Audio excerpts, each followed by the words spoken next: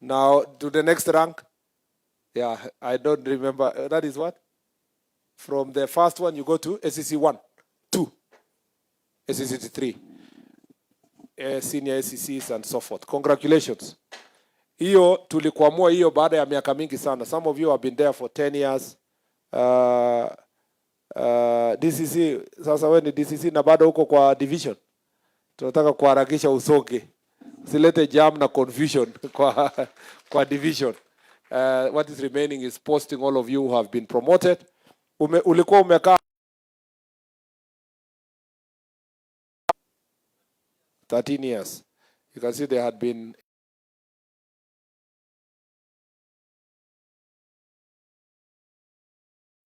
alafu pia nyinyi chiefs wengi wenu mliingia tu, hakuna hata orientation. Mliingia mkakuwa tu chief. Ukiuliza mtu kazi ya chief ni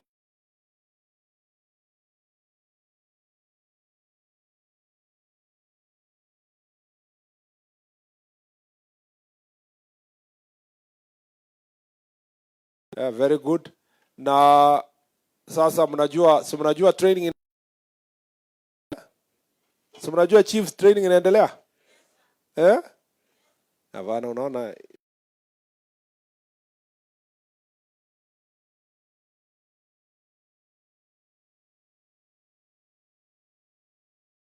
jioni leo ama kesho huko Embakasi.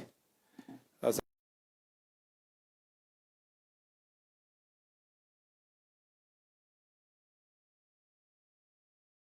piga makofi hawajui hata nimesema waende kado wafanye nini. Sababu ya pili sasa. So kama wale wana wengine wa kaunti zingine wanaamka saa 11, hawa Nyamira waamke saa 9. Ndio nikiwaambia kitu inasikika, sauti ita improve. Si namna hiyo. Muelewana chief? Bado tunaona wako chini. Chiefs tumeelewana? Improve kidogo lakini pengine ukiwahurumia ikuwe saa 10.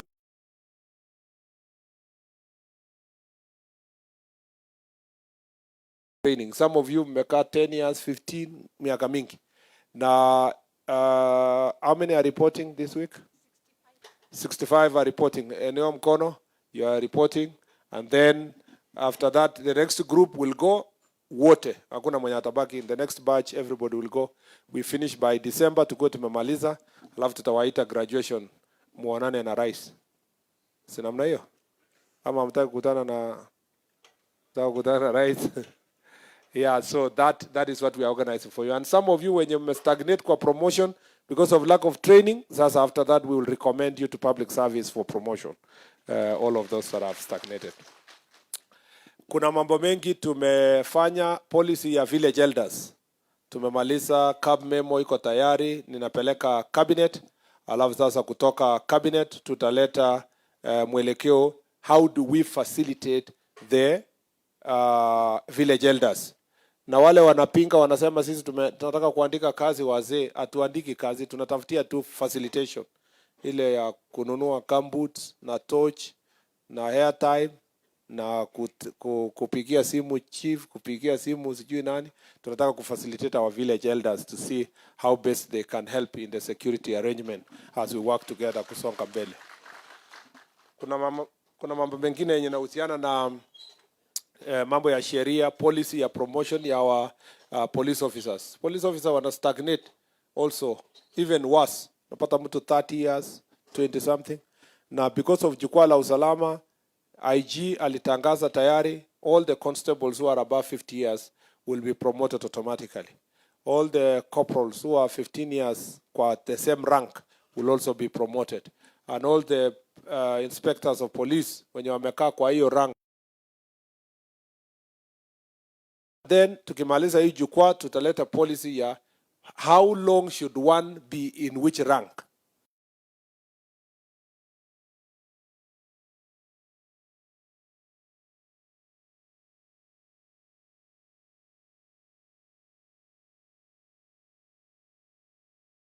Hapo ameoa hapo, watoto yake wanasoma hapo, na alikuwa askari.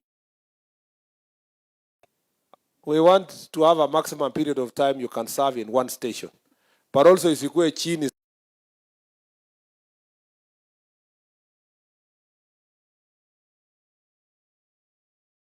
3 months. We also have to have a minimum period of time somebody can serve. The other thing we have small other deal with it. As a result of Jukwaa la Usalama, we have done, there's a lot of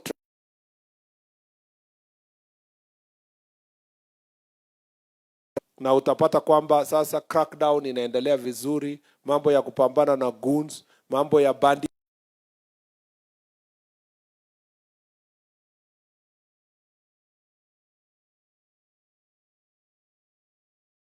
na tulichukua 50 yenye wananchi wanaleta tu wenyewe. Wale wakora wanasarenda, wamewachana na ukora. Saa hizi tumefika 120. Yeah. It would happen when I was a senator. And I'm very happy that when there is a close working relationship between community chiefs and the OCSs working together, we are able to resolve serious issues of insecurity. We're going to try to speed up the process. Chiefs, the uniform Embakasi? Sinamna hiyo? Lakini uniform size iko wapi? Sina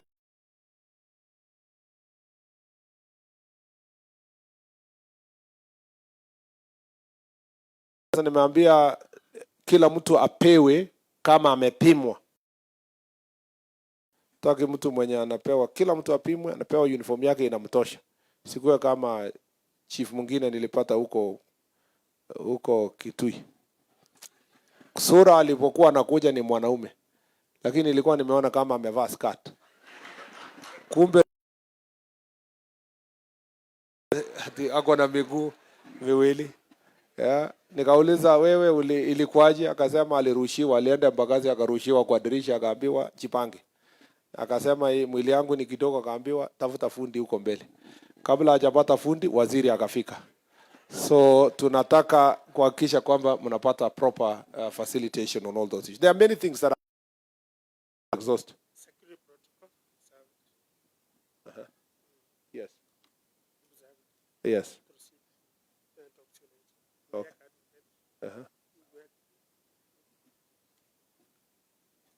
Hiyo sasa ni shida hiyo yenye tulikuwa tunasema na lazima tusuluhishe sisi wote. Si namna hiyo? Utaningoja kidogo ikimaliza. Tafuta mahali pa kuketi. Alafu tuongee baadaye. Yeah. Tafutie kiti somewhere hapa. Hapa kuna space hapo nyuma hapa. Asante sana.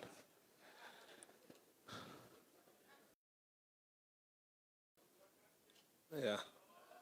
Yeah. Very good. Anasalimia stakeholders wake. Kuna mambo wanaelewana.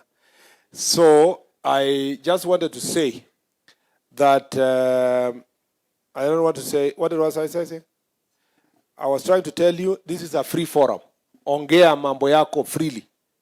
Tumeelewana? Mambo itoke freely. Watu waongee freely. Na usiogope. Siogope mimi, uogope sijui regional commissioner, sijui IG. Hapana. Just speak freely. Bora ni respectfully. Nobody will take action against any person who will speak freely on these issues that we are engaging here. Kwa hivyo waja tufungue forum. Mkimaliza sasa nitasema yenye nilikuwa nayo. Leo ni mimi nasikiza kwanza. Alafu sisi tutamaliza na viongozi wako hapa. Nataka kushukuru sana governor na our leaders who are here. We will close the meeting at the end once we have heard the issues that are raised by wananchi. Proceed, RC. Asante sana. Thank you. Thank you, sir.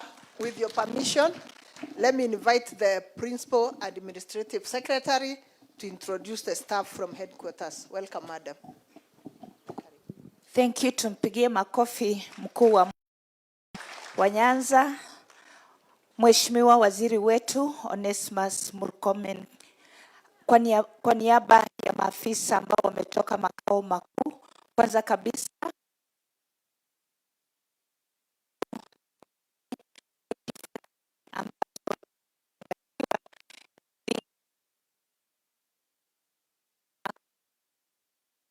mbali. Ya pili, kwa niaba ya wenzangu niweze kusema nyamira wakire buya. Mangana teya. Yeah, so this is nostalgic for me because I was the Deputy County Commissioner Nyamira South. Then I was elevated to be County Commissioner from here. So it's good to be back home. Kwa hivyo basi, Nyamira na viongozi wa nyanja mbalimbali, kulingana na usajili ambao ulifanywa mwaka wa 2019 kupitia njia ya census, mulikuwa na idadi ya watu 605,576, and now you are at 662,620. So I would like to introduce the team that is accompanying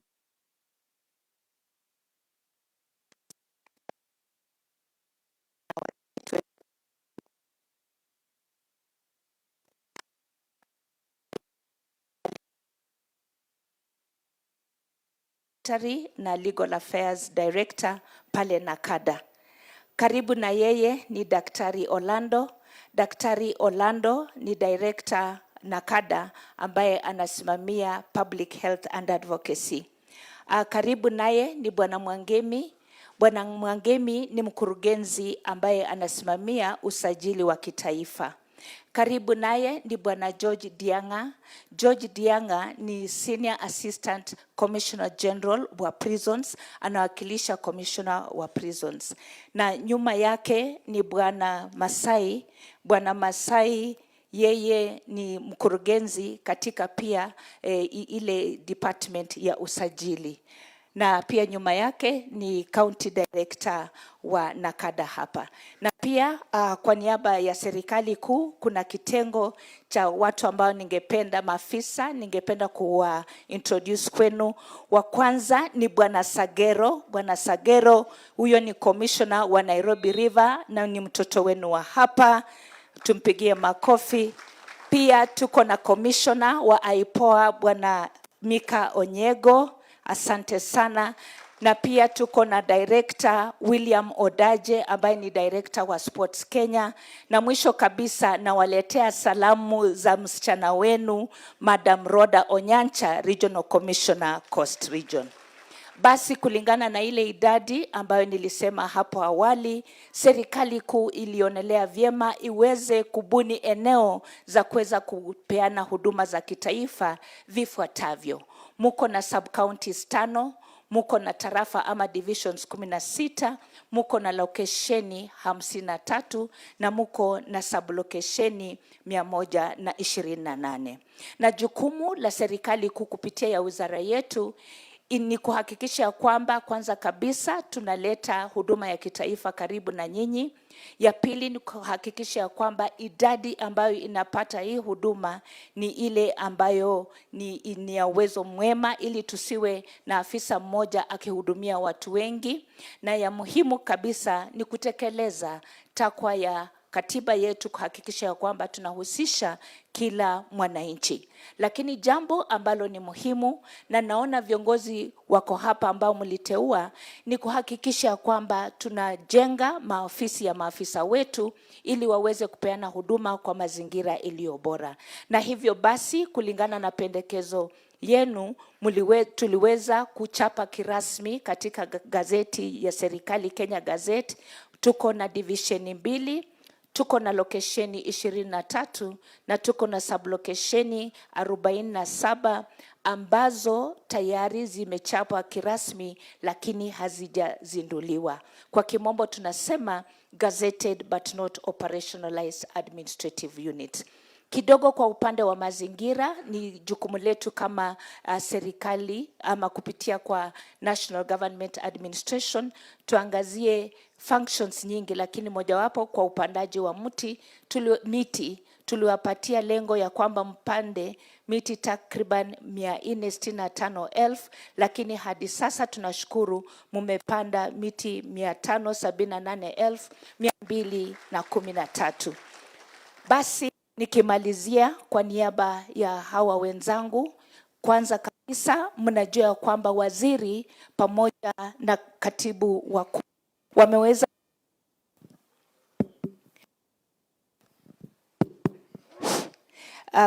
waziri wetu wakishirikiana na katibu wakuu wameweza kuangalia mambo yenu ya ustawi, yani mambo ya welfare, mambo ya sera na kanuni, mambo ya uniforms na kadhalika, na hapo baadaye ameelezea na ataelezea zaidi.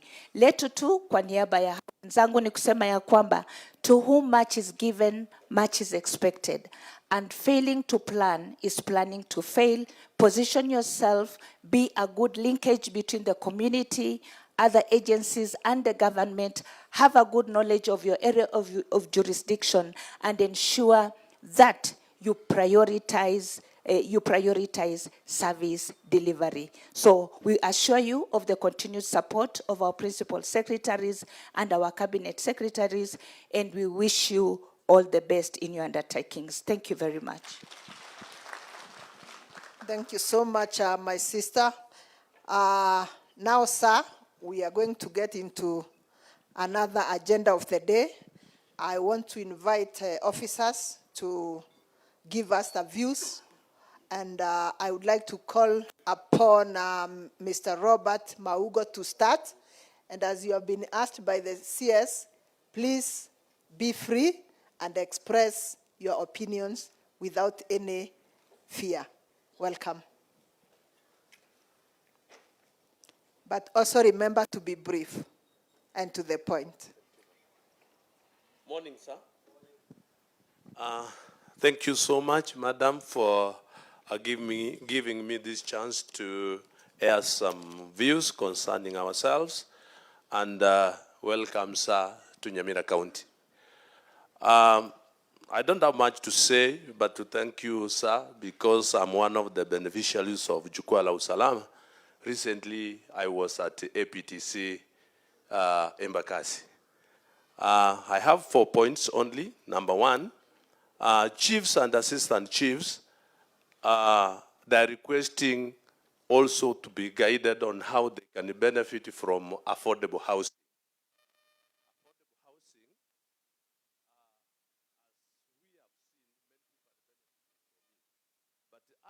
As chiefs and assistant chiefs, we haven't been guided well so that we can also benefit from the same. Number two, some chiefs and assistant chiefs don't have government offices. As the representatives of the government or the office of the president, many of us work from rented offices. Some of them don't look good. That even if you come and then you want to come and visit me in my office, sometimes I fear taking my boss to come and see where I'm working from. So our request as chiefs and assistant chiefs is that let the government consider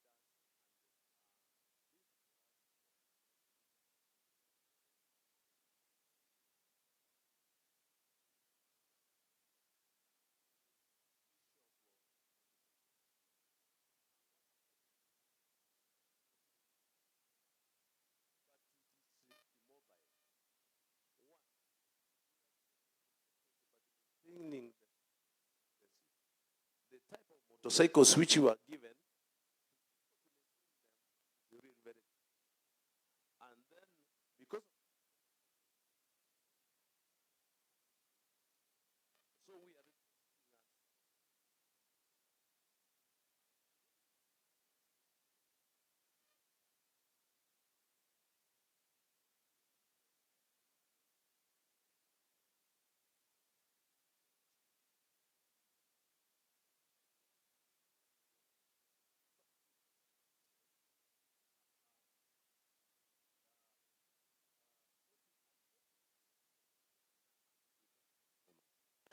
that I can be able to salute. I can be able to wake up very early in the morning, go for a morning run. I can be able to serve our clients with a lot of integrity, respect, and all what's needed for us to serve them. We thank you so much because you are working for the last 13 years, but haven't attended. Thank you so much because of that. Least but last, considers, last but not least,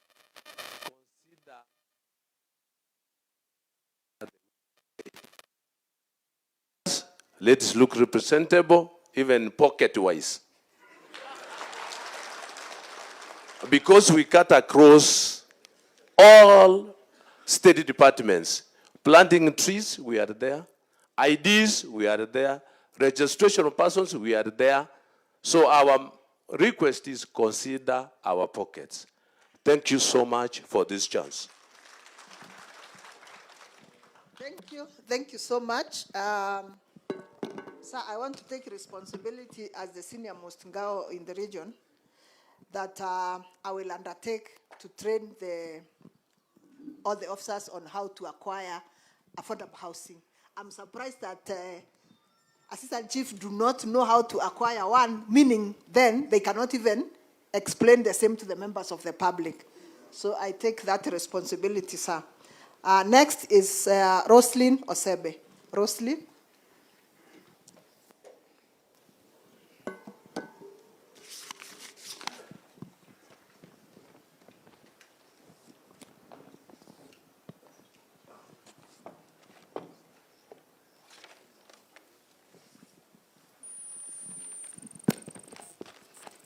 Thank you so much, Madam, for this chance, sir.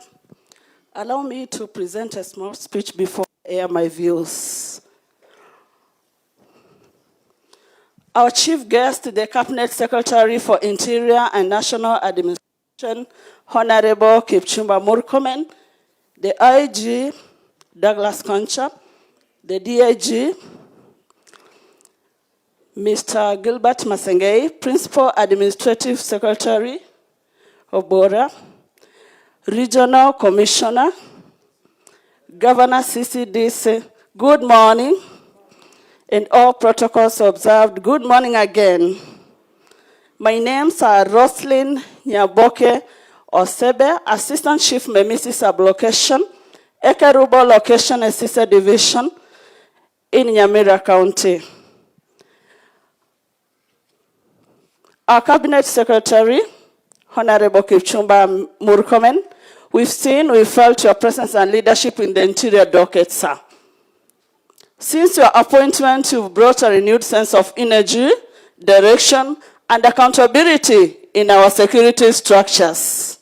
Chiefs Hoye, all chiefs who interact with Wananchi daily and can confidently say that your reforms are being noticed on the ground, sir.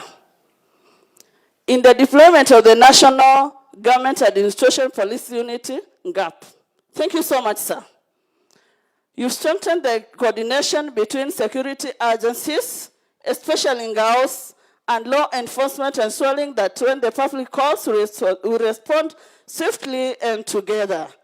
Chief Soye, you strengthened the Honorable CS. As you return to Nairobi, please, convey this humble message to the grassroots, from the grassroots to His Excellency, the President, Dr. William Samoei Ruto. Your Excellency, thank you for appointing leaders who serve with integrity and action. Thank you for prioritizing security, peace, and the dignity of Wananchi. We, the Ngao, family and local leaders, stand with their vision of a secure, of united Kenya, sir. CS Murkomen, sir, you have our support as chiefs.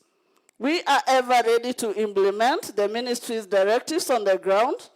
We're ready to uphold law and order, to report without favor, and to defend peace. Together, let us build a Kenya where everyone from the child in the village to the officer in uniform feels safe.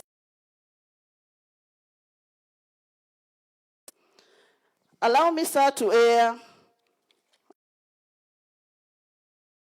First point, some diverse, very large, and the population has increased. We request for the subdivision of the same food service delivery. Chief, so yeah, that Madam Obora has mentioned, they already operationalized. Chief Hoye, sir, in our county, Nyamira, the sub-county we hail from, Borabu, we are grappling with raising cases of stock theft. These stolen animals, sir, they are being driven into a neighboring county, Bomet, and hidden inside a forest called Kipsingei. Kipsingei. In fact, the haven for these criminals. Sir, we humbly request that you look into the status of this forest and take a decisive action, sir, to neutralize its use by criminals.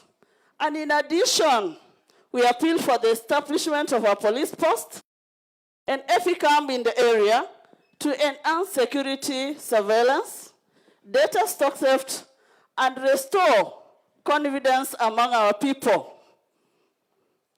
Kindly, sir, take that one into consideration. Kipsingei for have been stolen, they're being eaten there. Some are taken to markets like Kapkatet. Anapelekwa kotini, prosecutor anaandika that shit. End of the day, anasema hakuna evidence. Wido huko nyumbani analia na watoto wake. Saa, siku hizi, sisi chiefs and the security officers, tumekuwa nje, wamama wamekuwa, tumekuwa sasa kama umbu.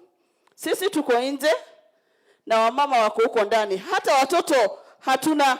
Kuna watoto wa kutosha kweli? Yeah, because most of the time, our men are outside there wakilindana na hii mifugo.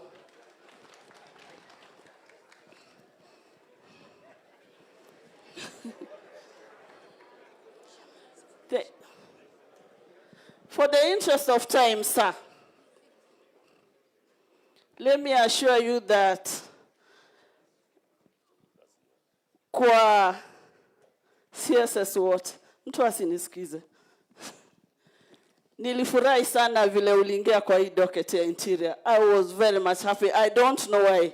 Kumbe there is a reason behind.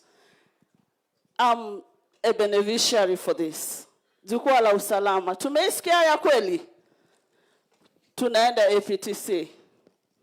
And sir, I hope all is going to become the end. Thank you so much, sir. And before I finish, I want to appreciate in Nyamira County, all the police officers. We are very much together. We work in harmony. Thank you so much, sir. And may God bless you. May God bless Kenya. And may God bless our president. Thank you so much. Let's appreciate Madam Assistant Chief. Let's appreciate the Assistant Chief. Thank you. Sir, we now move to the category of chiefs, and we start with Mr. Wilfred Ombaki. Mr. Wilfred Ombaki.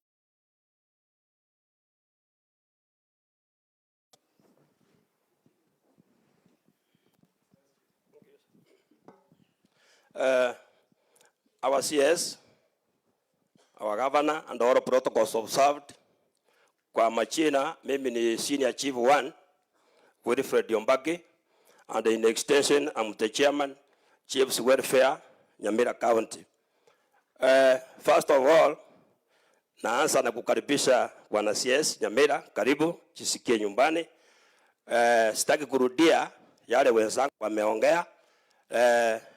Kazi ya security hapa Nyamira vile tunafanya, tunashirikiana wetu, lakini kuna changamoto ningetaka kukuambia. Moja, tukifanya kazi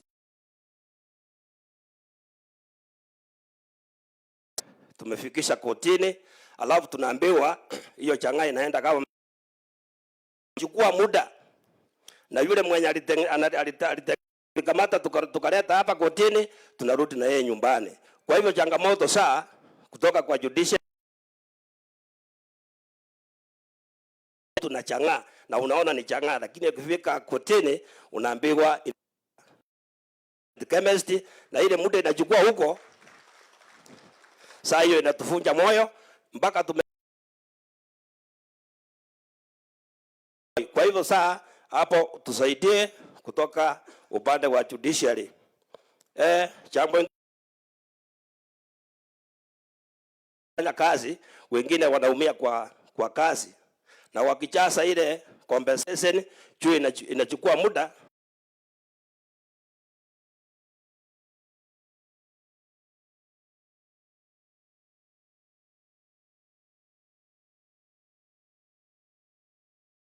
Hii tunashukuru serikali kwa kutupatia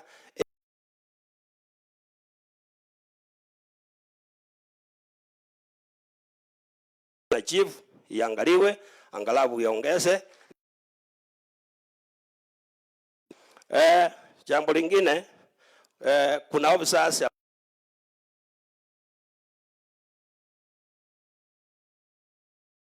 inachukua hata mwaka moja officer pata msahara, sio sasa ataenda aanze kutafuta ile kitu kidogo. Sasa hiyo saa ofisa akiajiriwa kazi isichukue muda mrefu mpaka mwaka mzima na zaidi bila kupata msahara, hiyo sasa inaleta shida. Jambo lingine ni hawa maofisa wamekaa hapa, chiefs and assistant chiefs. Kwa maofisa yetu zamani tulikuwa na makarani, siku hizi hatuna karani. Iko mambo mengi tunahitaji kufanya kwa file. Kwa hivyo saa tungeomba machifu na sisi tupatiwe makarani kwa ofisi zetu, ndio watusaidie kazi yetu. Kwa hivyo karibu na mwisho, hapa mashinani saa sisi ndio tunashirikia serikali, tunashirikia kabisa serikali yetu tukufu.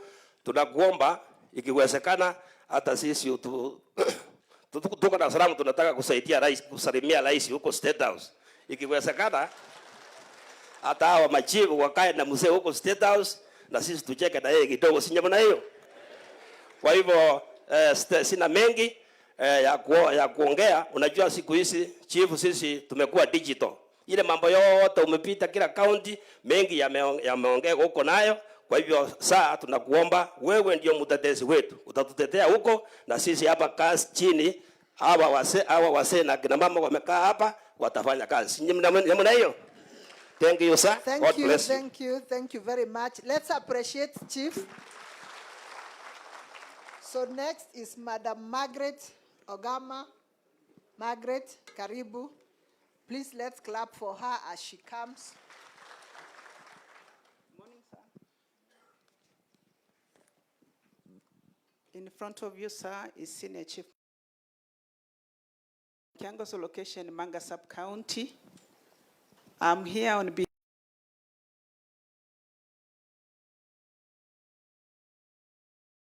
Sir, I want to appreciate you for the uniforms. I think you could have met some people here. Okay. And our request is available continuously. They should be in the county each and every. Number two, we want to appreciate for our seniors, Madam Regional Commissioner. Thank you, because she's an able lady and she has done good. Two, I want to present the following from the chiefs. Sir, our scheme of service is a question to us because some of us here have worked for more than 3 years without moving the next job group. Kindly consider us on that. Otherwise, if we can't move, the morale is always killed. But sisi tunachipea moyo. Number two, on the same, we get worried. Some of us move to the PA. Somebody is at job group L as a chief, the assistant chief is at job group K, and there is nowhere he can move to after 3 years. Kindly consider that so that we move to the next job group. Number 3 on the same, sir, we just get it in other areas. Wengine wanapata hardship allowance, maybe on some reasons. Even in Nyamira, we have reasons that we should be getting an hardship allowance, but we kindly request if it can be an extraneous allowance for all of us. Nyamira watu ni wengi. Nyamira, we are working 24 hours. Hata mama akitaka kuzaa mtoto usiku, unasikia chief, amuka utafutie gari ya serikali ipeleke huyu mama wapi kuzaa mtoto. Ng'ombe ikiibwa vile mwenzangu alisema hapa, ni chief anafanya nini? Anaamusha. So kindly we request for an extraneous allowance, because previously in the previous government that we have had, we had an AIE coming in and we had the administrative units. So kindly for this one, we request you through your EPO office, we get the extraneous allowance. Also, in this scheme of service, once if my EPO RC here will move to another level, automatically it will be an account commissioner moving in. If the DCC, if the account commissioner moves out, the DCC. If it is the DCC, the ACC to come in.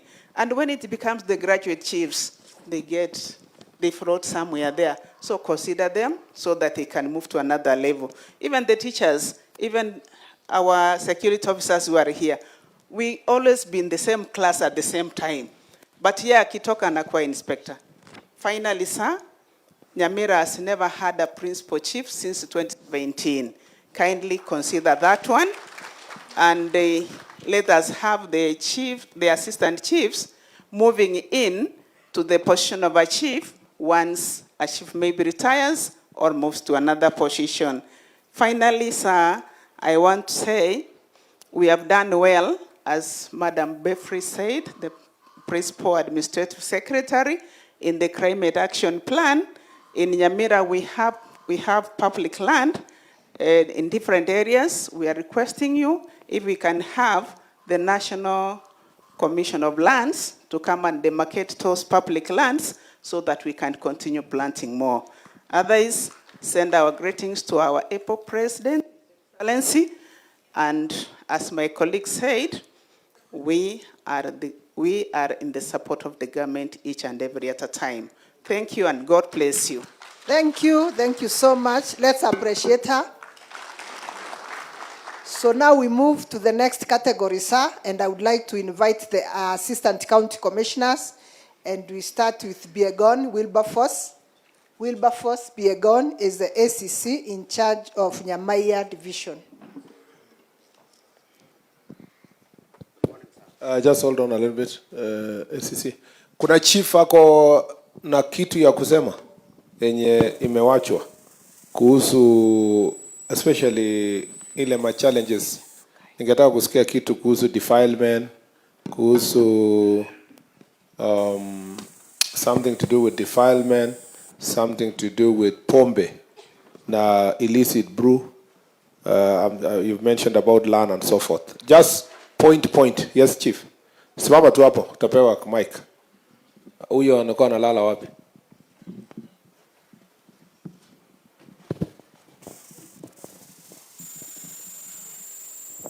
Thank you, sir. I'm Senior Chief Momanyi Livingston, Chief of West Magrango location. My concern, one, we have some quacks here in Nyamira. They call themselves a Nakata team. To my surprise today, I'm not seeing them here. Two, when we take Pusa to court, they say it is not it is not something to be charged. And this is the place where Janga is brewed from. Thank you, sir.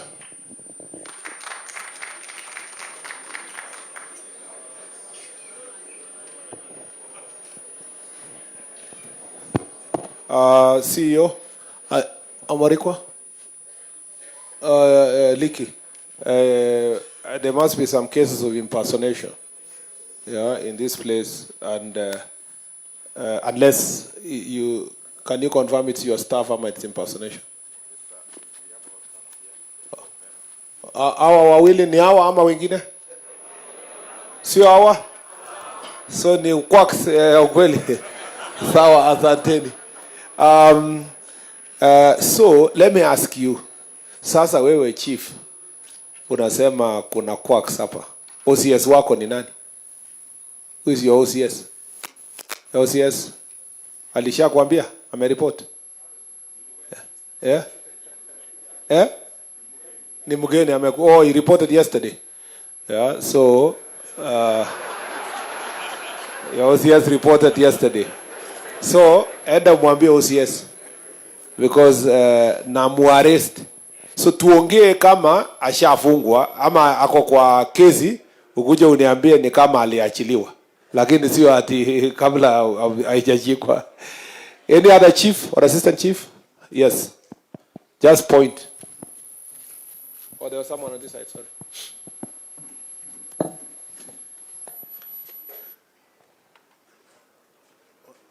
On the left.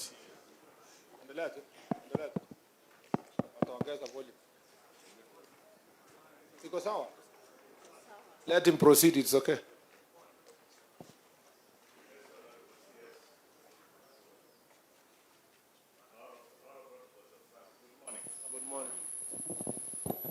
Our Honorable CS, all protocols observed. Good morning. I'm Peter Ndirangu Nyandega, Chief Care Allocation. I raise on a few points that have not been raised. The first issue that I could wish to raise is about the chiefs who have been promoted recently, who have worked for a whole 1 year and they have not yet received appointment letters.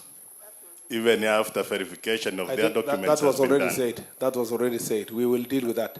Another thing is about the gazetted locations. Offices done. No. Chief, please. There is an issue that I want to add on it. Okay. Offices done, but we are yet to receive. They are yet to be operationalized. My question is this, sir. As we are in this Jukwaa usalama, I know you will not consult anybody on that. Why can't you simply, by the time you leave here, simply say that you have operationalized those locations so that they can start working? So, but I have a message for that. One person, Pandeule.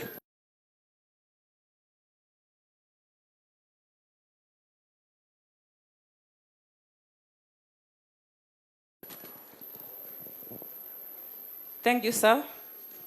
And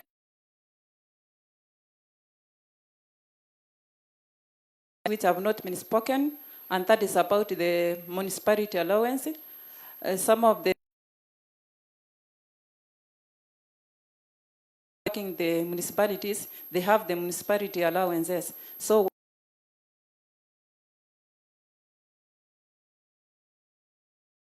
we have, I want to add more points on the salary of the chiefs and assistant chiefs.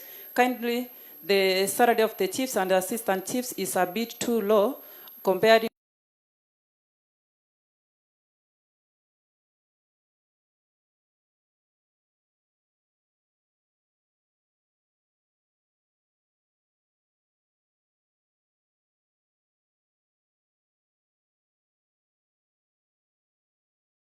Another issue I want to add, the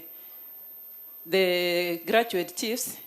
Recently, the chiefs were designated. Majority of them were sourced from outside, which left the chiefs who were qualified, maybe who had acquired a degree, not to get the chance. Kindly, we are asking, if the next chance is going to happen, kindly give more chances to chiefs so that the career progression can be felt at the ground. Another challenging point is about the na watoto wenu sasa.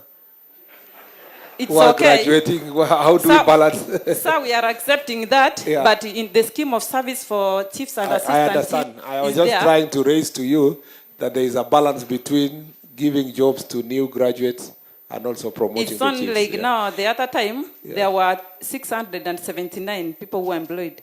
Out of 79, only 150 were assistant chiefs and chiefs, okay. where 5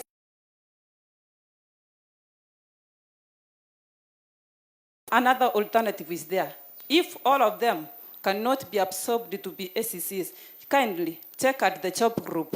If That there is is somebody has got a degree Yeah. or has a diploma, You just improve the job let group. that person be That is true. given a job group that you given to what he's having. I agree. Thank you, sir. Thank you. That's a good point. I think tuachie hapo. I opened it further than I thought. This is, SEC, proceed. Thank you. There was an Thank you, SEC on sir. the floor. Please, yeah.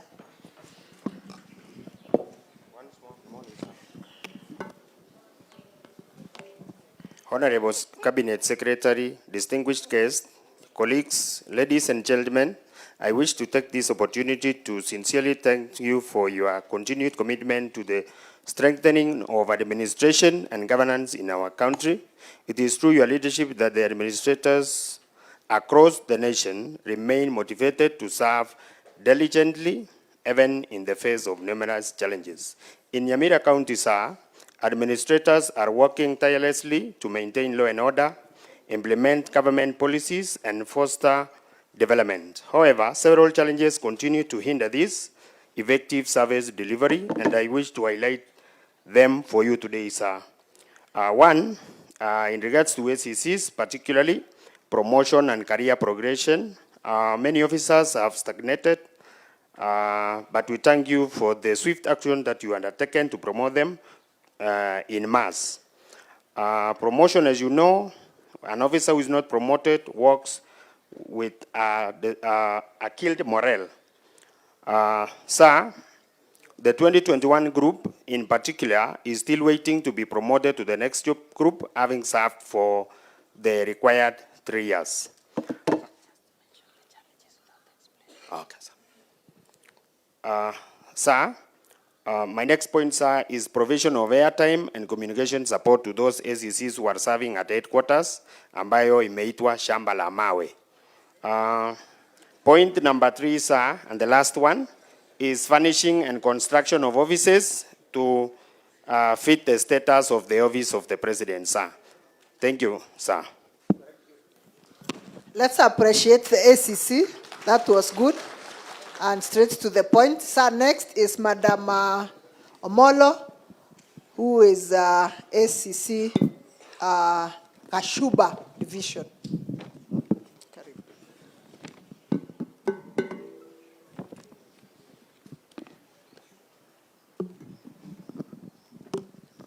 The chief guest of today, the Honorable Secretary for, the Cabinet Secretary for Interior, Bwana Kipchumba Murkomen, the distinguished guests that are here, ladies and gentlemen, good morning.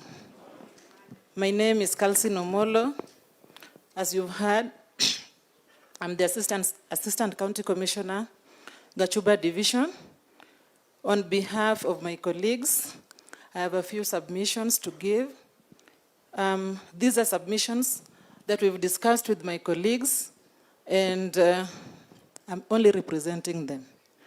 Number one, extraneous allowances for us. I know that at the higher levels, our colleagues are receiving extraneous allowances. Looking at the nature of our job, we have to work day and night, move from every corner of our divisions to ensure that security enhancement is done and security operations are working. A living example, like in my division, I do not have a vehicle, I do not have any means to move through to work. I expose myself to a lot of danger, a lot of, and as a lady, you know, this job initially was for men. And when I got this job in 2015, my community really celebrated because they've never heard of a lady DO those days. There was a big party in my village, and everyone was very joyous. If they hear that I've died in the line of duty, for a lady to die in the line of duty, in terms of maybe being gunned down or beaten up by a changa dealer because you cannot escape Once you are there, you are on top of a hill or in a valley, and you know these changa vendors are not really happy. Would like to fight so that also they can remain safe. That mobility for the SEC enhanced, will be given vehicles. Actually, this is the only cadre that does not have mobility. We don't have vehicles, we don't have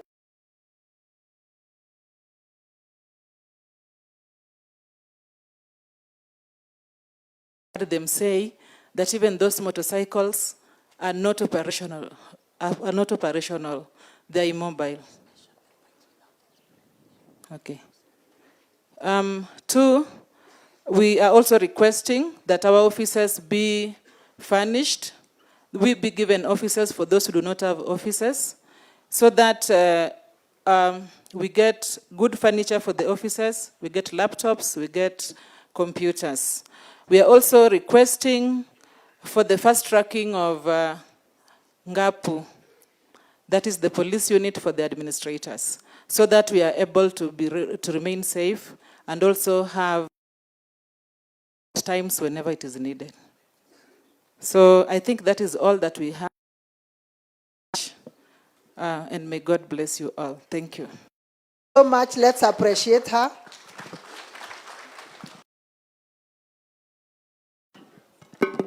We invite SSP Evans Owar, the OCPD Borabu, to represent all the other officers.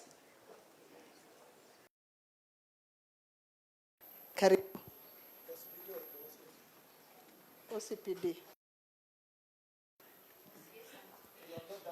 Oh, sorry. Okay.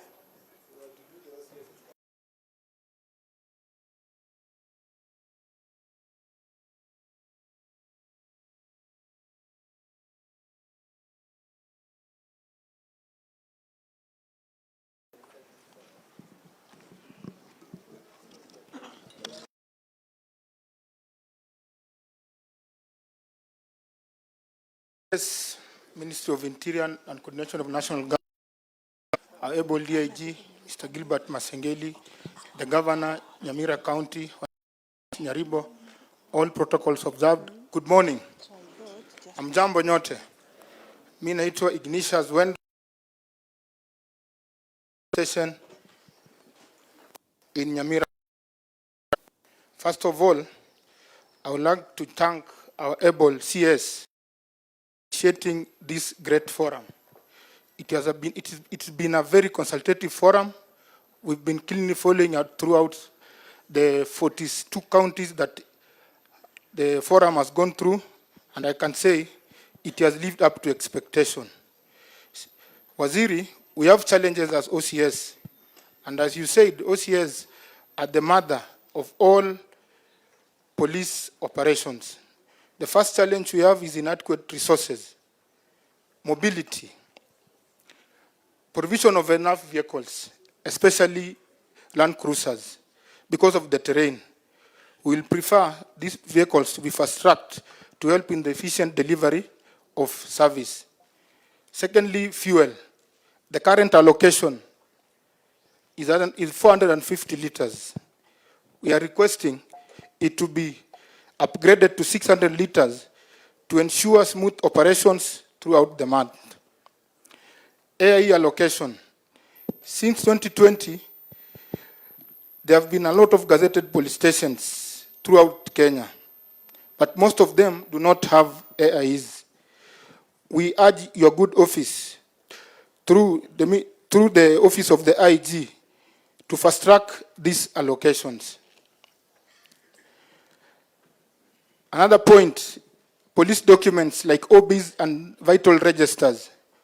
We'll wish these documents to be decentralized to the regional level. Currently, if you require these documents, you have to get approval from your OCPD to give you a requisition S12, you go all the way to Nairobi. We would like these vital documents to be at the regional level. Welfare of our officers.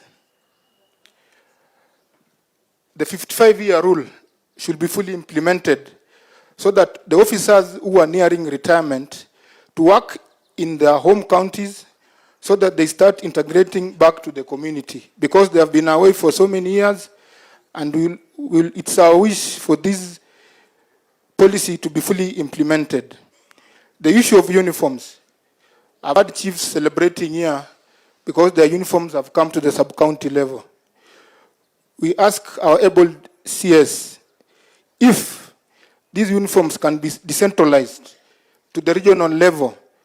The military is currently employing tailors. We also have to employ tailors in our police department so that we have tailors across all the regions. Crackdown on illicit brews.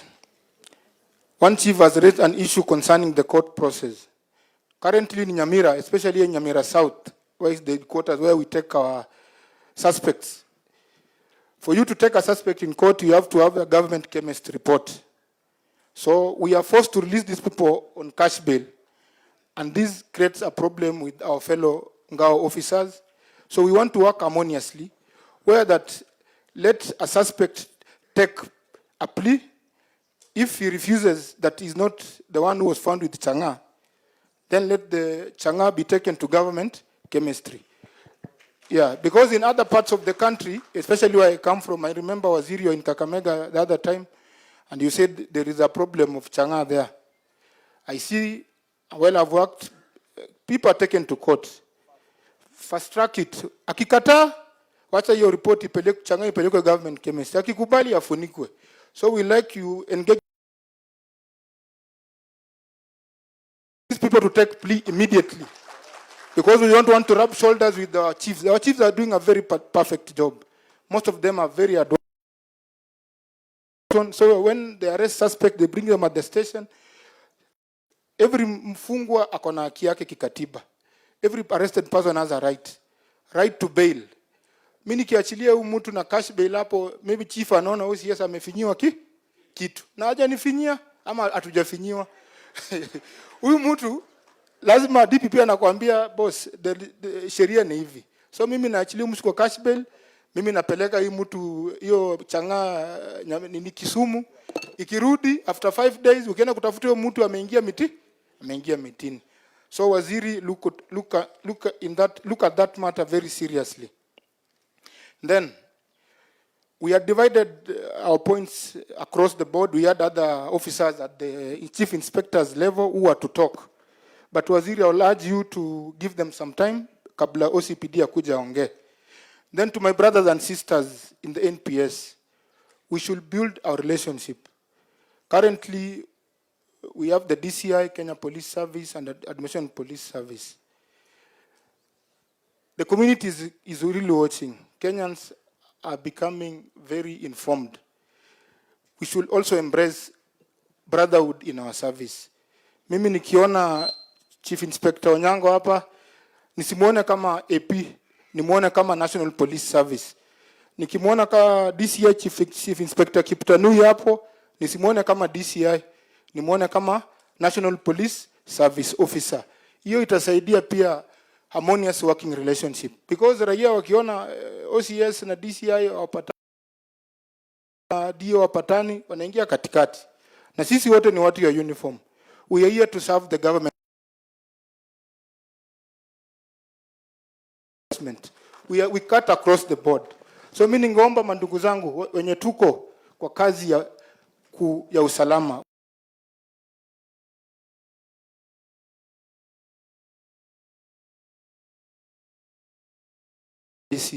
we are heading to elections.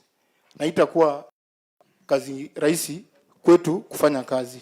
So as I conclude, common saying from our able DIG APS Mr. Gilbert Masengeli, it says, usimunyanyase toshana kicheo, usimuingilie mkubwa yako. Thank you so much. Asante waziri. May God bless Kenya. May God bless. Let's appreciate him. Thank you so much. We will listen to another OCS, Inspector Henrita Nasimiu. The next OCS, please come forward. Please clap for her as she comes.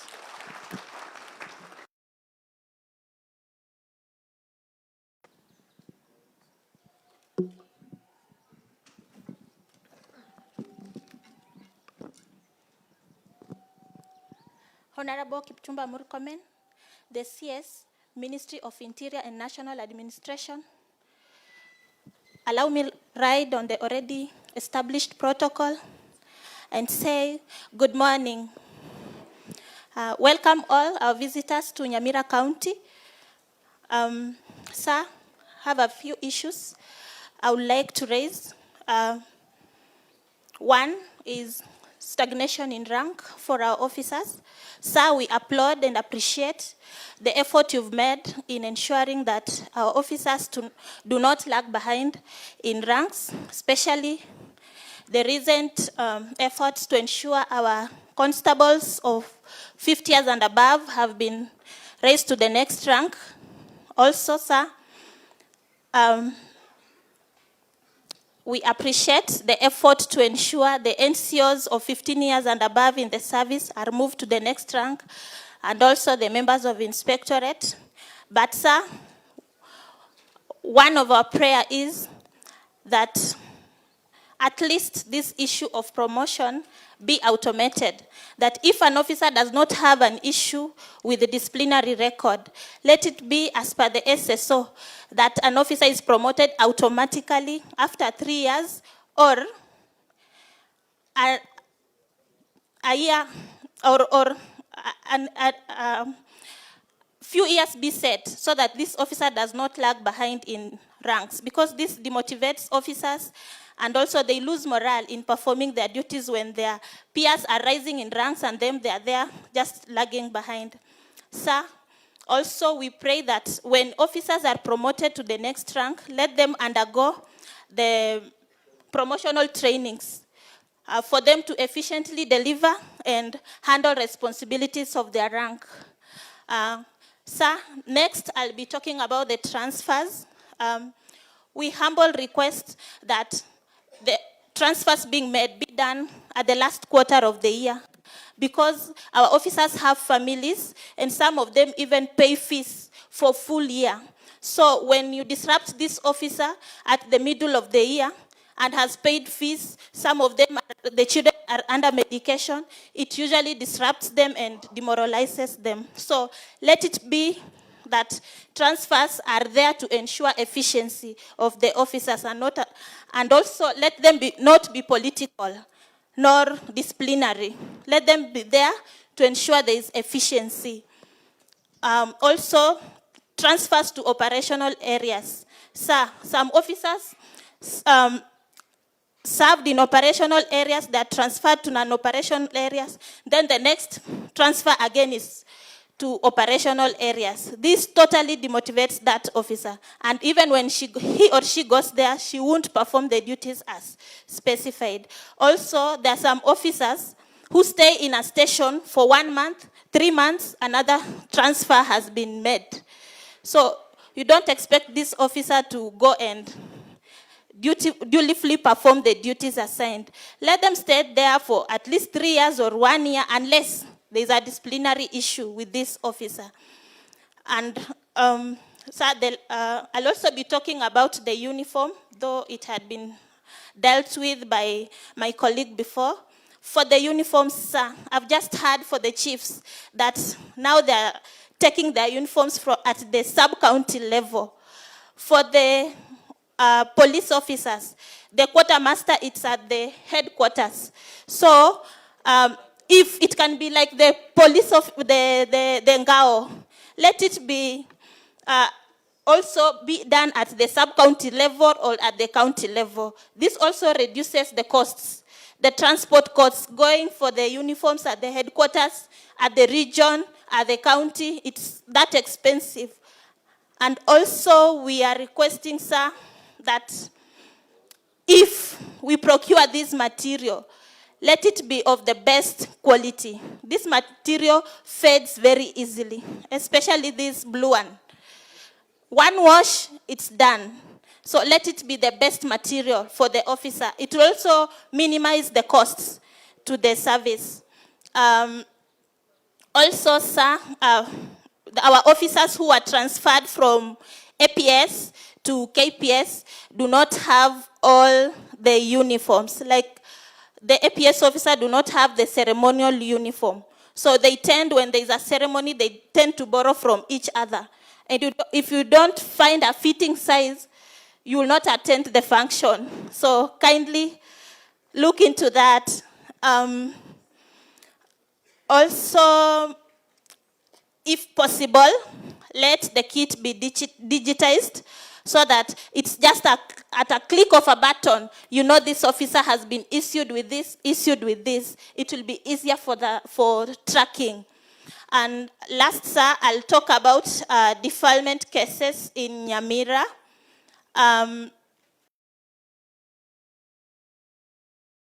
One of it is late reporting by complainants.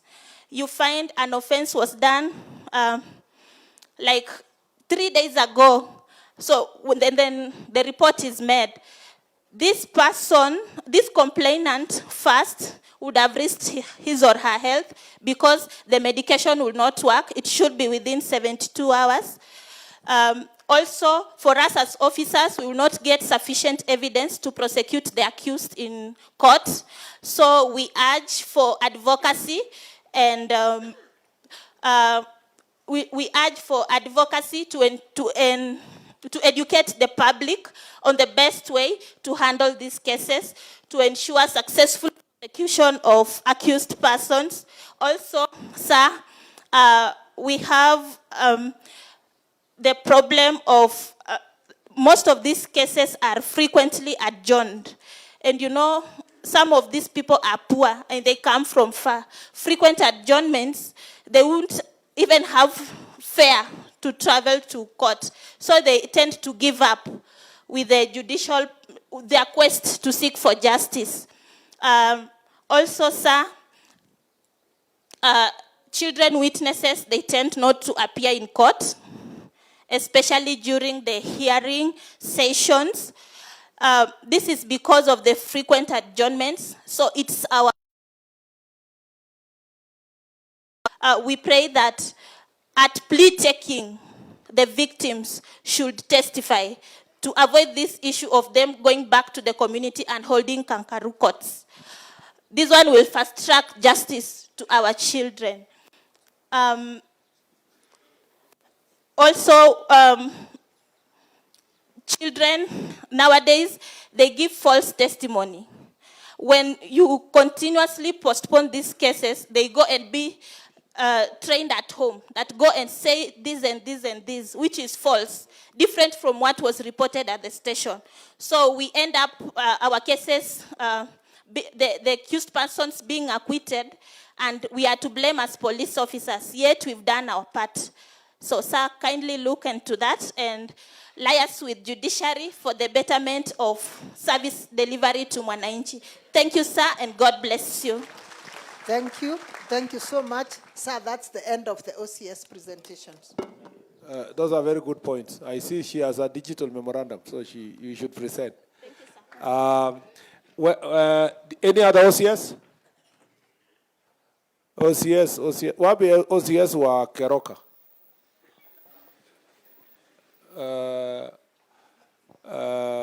Hebu sema kitu kuhusu pombe.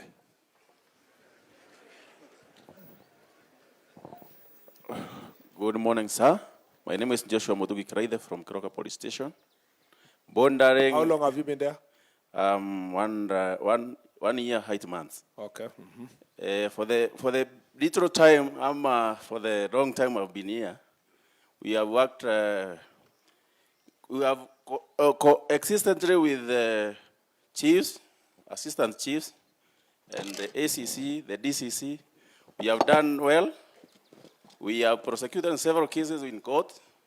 So far, I haven't had any complaint concerning the illicit breed, because in my area, unless the problem comes from Kisi side, where we live within the boundary. So we have fought a big fight. And in my view, I think I have done Na huyu mtu anaitwa Rambo, unamjua yeye? Rambo ako within Keroka, but he resides within Kisii. Let me ask you, do you have a conversation with your OCS from the Kisii side? What is the division?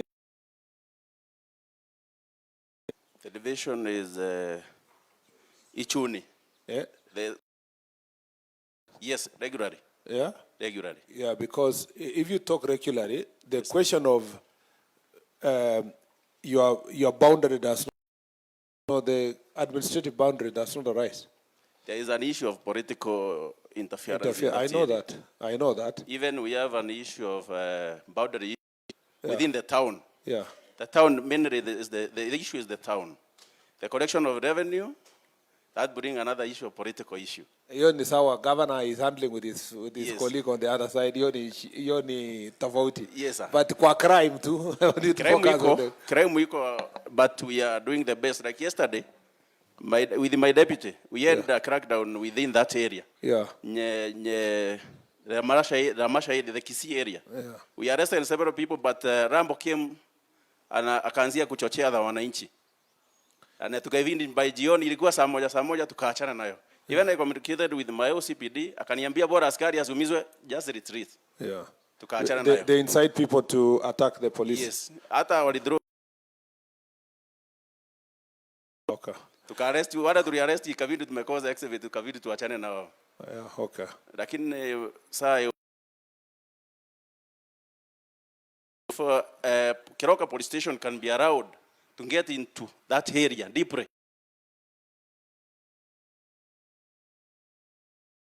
Ni Keroka mali natajwa Keroka, polisi wa Keroka police station wapewe powers ya kureni in that area. Hiyo area itakuwa safi. So ningeomba, because yes, sir, everybody is the consumer. It doesn't matter whether he's in Nyamira or in Kisii. Yet the hiding to avoid accountability. Yes, sir. How can a brewer determine which police officer will arrest him? Sir, we have a problem there. In Kenya?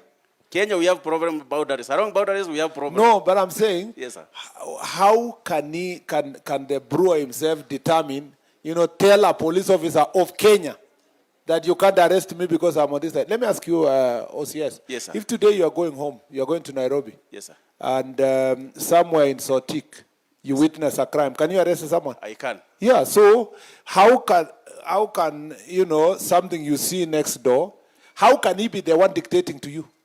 The problem of sir is political assistance. Yeah. If we get political support, we are going to do it. Why are you saying political? Yes, why sir. don't you say, yes, sir, the problem is your boss? No. I think it is politicians, sir. Is your boss a problem? No. So if you are not going to face disciplinary action, yes, sir, at a higher level, or is not interfering, so where gonna story gani na mtu politician? Sir, from today, na kuhakikishia we will do it. Yeah. Yes, sir. Wewe uko na si hata huyo political interference, we arrest the politician. Why would that be an excuse? There was a time to arrest na MCA akaanzia kuuliza, how comes you came to my area? You arrest the MCA? What's wrong with you? Yes, sir. Yeah. Is there someone you cannot arrest in Kenya? No, sir. Yeah, so even if I commit an offense, you can arrest me. Yes, sir. Yeah, so there is. So how is an MCA an excuse that he was saying? You what? Sometimes I've had the police. Nataka yo pombe ishe. Yes, sir. On both sides. Yes, sir. DIG will call the OCS on the other side. Yes, sir. You must meet at yes, that place, and yes, you do a crackdown. Yes, sir. There are no special people in Kenya that cannot be held into account. I told them yesterday that. Yeah, but yes, no, stop telling them, do it. Yes, sir. Thank you. Where is the OCS upper? Eat out. Oh, is the new guy? Yeah, so you know what to do. You know what to do. Umejua mambo ya huyo mama? He took over yesterday. Umepata brief ya mama mwenye anauza chang'aa na pombe na ethanol hapa? Umeshapata report kidogo? Bas, sasa umepewa. Usikae sana. Yes, sir. Yeah. Immediately. So mnajua chief, wapi chief hapa? Si wewe unajua mwenye anakusumbua hapa? Eh? Lakini unajua ule mama anafanya hiyo maneno hapa? Yes sir. Na msiniambia ati political interference. Do your job. Hii hakuna hapa sir. Yeah, okay, very good. So political interference ingekuwa ni mheshimiwa wako hapa. Yeah, he will not interfere. Yeah. If he tries, we arrest him. So you must deal with that issue once and for all. Why do we allow our people to suffer? For what reason? Alafu tunaambiana sijui political interference, sijui nini namna hii, sijui unachunga, sijui atitaribu kura. Sasa kura gani mtu amelewa ameumia? We first have to protect their lives. So do your job. Go to the next person. Thank you. No, is there an OCS who wanted to say something? Okay, very good. Proceed with the Thank you, next sir. level. We now move to the base commander. Base commander.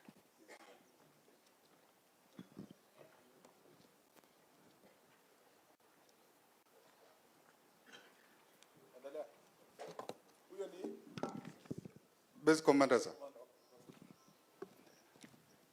Honorable Kipchumba Murkomen, CS Interior, DIG APS, Mr. Gilbert Mtiambai, Tengeli, sorry for that, sir. Ladies and gentlemen, all protocol. I have 3 issues concerning traffic operations. Number 1 is road traffic accidents investigations. Sir, the terrain of Nyamira County here experience lots of rains, and majority of the roads do not have guardrails. They do not have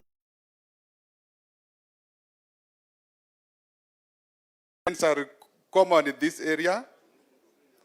The motor vehicle drivers will not be able to the roads well, and especially in corners where the guardrails are not installed. This one causes accidents. With the assistance of Kenya, if the guardrails are erected, roadsides are placed on the roads, we will reduce the accidents. Number 2 is an issue. I see a lot of chiefs walking away. I hope they are going somewhere, but I request you don't walk leisurely like that. Please hurry up and come back. Number 2 is the issue of NTSA. The NTSA office which you have in Kisii covers 4 counties. If they could be decentralized to each county, it will be easier for us when we conduct the crackdowns on unroadworthy motor vehicles. It will make our work. When it comes to the investigations of road traffic accidents, they have to do. At times it takes 1 week for them to come, and that is a challenge. It makes the members of the public complaints of that. Lastly, on the issue of reintroduction of mobile courts or instant fines. Whenever we arrest the traffic offenders, since these are people who are on transit, majority of them do not come back. So when the pay bill which the government was initiating initially, sir, that one will assist us to ensure compliance on the roads and Kenyans will be safe. Thank you very much, sir, and may God bless you.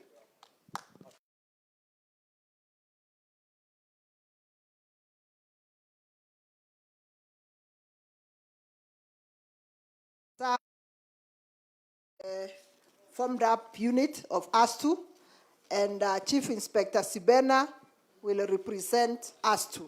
Karibu.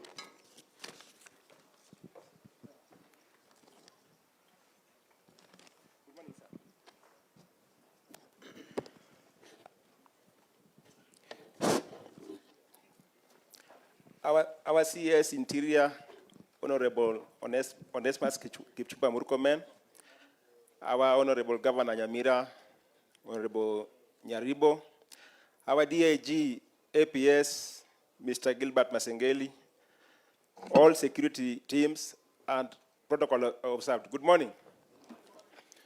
Sir, I'm Chief Inspector Sibena Baru, the current in charge anti-stock theft unit in Nyamira.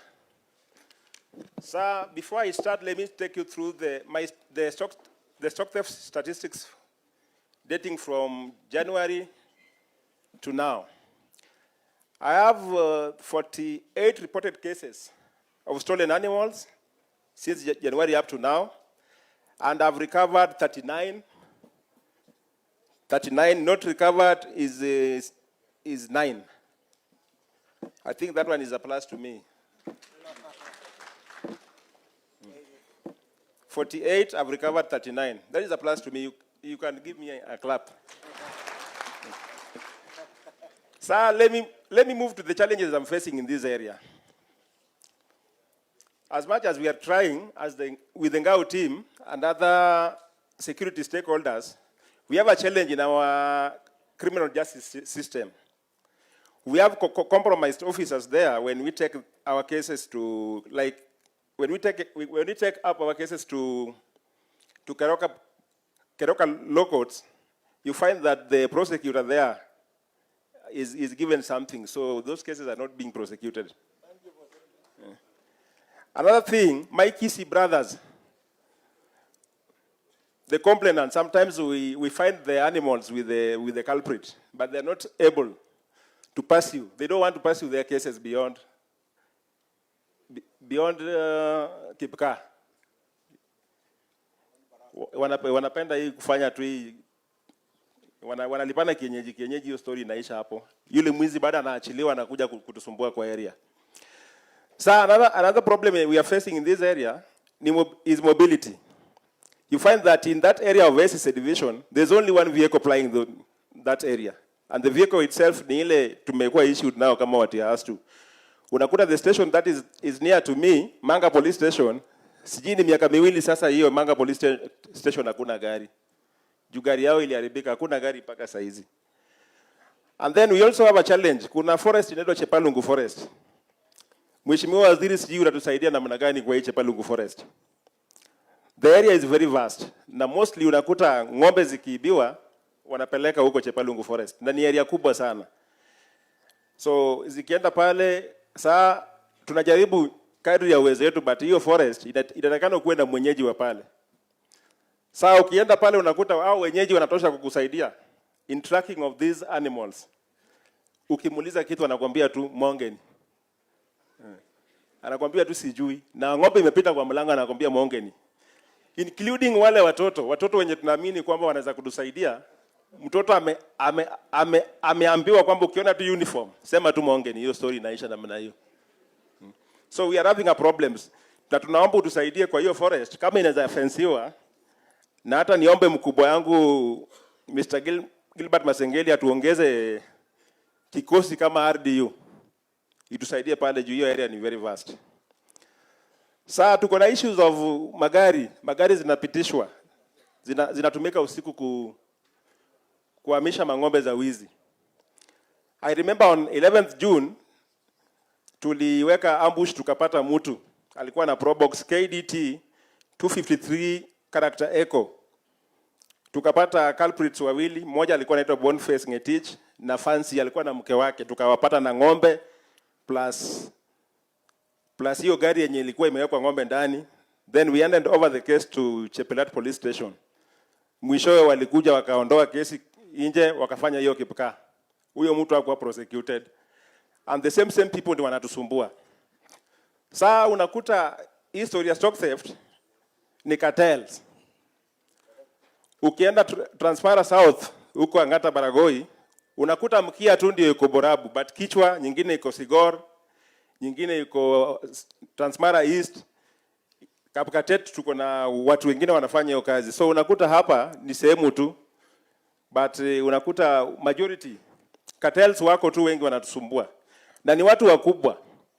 Kuna wakati nimejaribu kufanya investigation nyingine kuhusu ng'ombe ya wizi, nikapata interference kutoka kwa politicians. Ilibidi mbunge wa huko akuje aweke mkutano karibu na kambi yangu, na nikazuiliwa woga sana. Matusi kawa mengi, anasema mimi sitakaa hapo, mbona ninafanya hiyo kazi ya ng'ombe, nafanya hiyo kazi ya ng'ombe kama ni yangu. But mheshimiwa, nikwambie mimi tumejitolea kumaliza hii maneno ya wizi ya ng'ombe. Nilikuwa naomba saa hizi hii wizi ya ng'ombe imeenda high tech. A forest like Kipsengei forest ni forest ya serikali. Pale sometimes ukiweza kutusaidia na drones for aerial surveillance at night, tukifanya patrols, inaweza uncover ile ng'ombe yenye imefichwa juu. Drone ikiwa juu, ile inakuwa na cameras zenye ziko very sensitive. Usiku inaweza ikamulika tu uone kama ni mchana. So unaweza ona hideouts penye ng'ombe zime na inapeana mpaka coordinates. If you can avail us drone na utupatie experts wenye wana nini, Mheshimiwa Waziri, tutashukuru sana hapo juu. Tutakuwa tumepiga hatua nyingine kubwa combat nini. Mheshimiwa Waziri, ukiona vile tumefanya hii kazi, tumejaribu. Mimi nimefanya kazi Chesongoch, na wakati huo between 2020 and 2021 kazi ilikuwa ngumu. Juzi niliona wakati ulikuwa na jukwaa la usalama pale, niliona chief wa Chepchor alikuwa ananisaidia sana kwa hiyo maneno, kwenda Kapkobil pale, kwenda Mlango, tulikuwa nafanya kazi mzuri pale. An eighth of it tuongeze dai yetu hii maneno ya stock. Mwisho nikimalizia, Bwana Waziri, mimi natoka formed unit inaitwa ASTU. Of late trend imekuwa tofauti. KPS wanaletwa ASTU. Na hizo transfers ukiziangalia zinakuwa kama malicious. Imekuwa sasa ni kama dumping zone. So unakuta mtu kama huyu akikuja, actually wanasema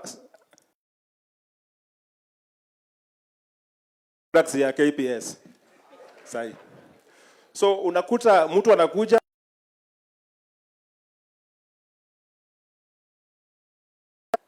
pale akipitishwa through refresher courses. Ndio bado senior anarudi bado GD, anaacha yule askari mwenye amehangaika pale. Promotions zikikuja unakuta yule mwenye alitoka GD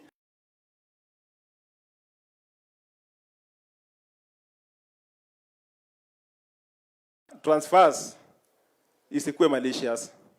Na wenye wako ASTU mtuone sisi transfer, like me I've been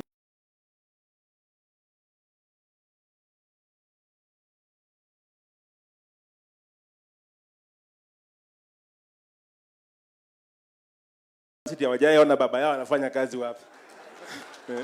So tunaomba tu transfers zikikuja mtu from inspectors kwenda juu tumestagnate sana. Like now we are about 80 chief inspectors kwa ASTU, na ASTU ni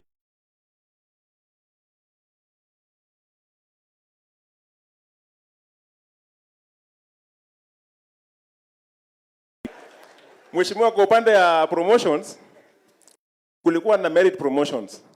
Sisi watu ya ASTU iliguzwa tu kidogo tu.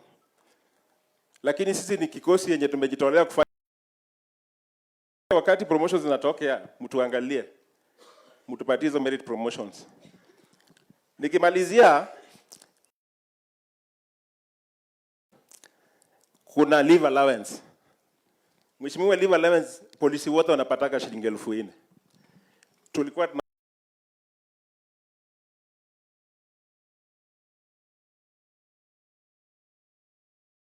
najua anapata hiyo 4,000. So tunaomba tu ikat across. Thank you. Thank you so much. Let's appreciate him. Asante sana. So next is Mr. Kennedy Onyango, Chief Inspector, APS Nyamira South. Tupatie Governor 1 minute. Atusalimie, he is going for another assignment. Please invite the Governor to just say.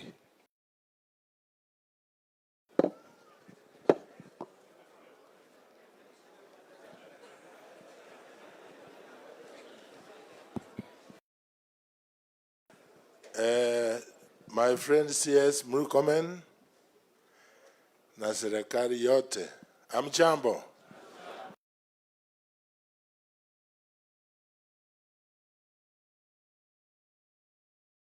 Zidi, interaction, engagement, training, hiyo itakufanya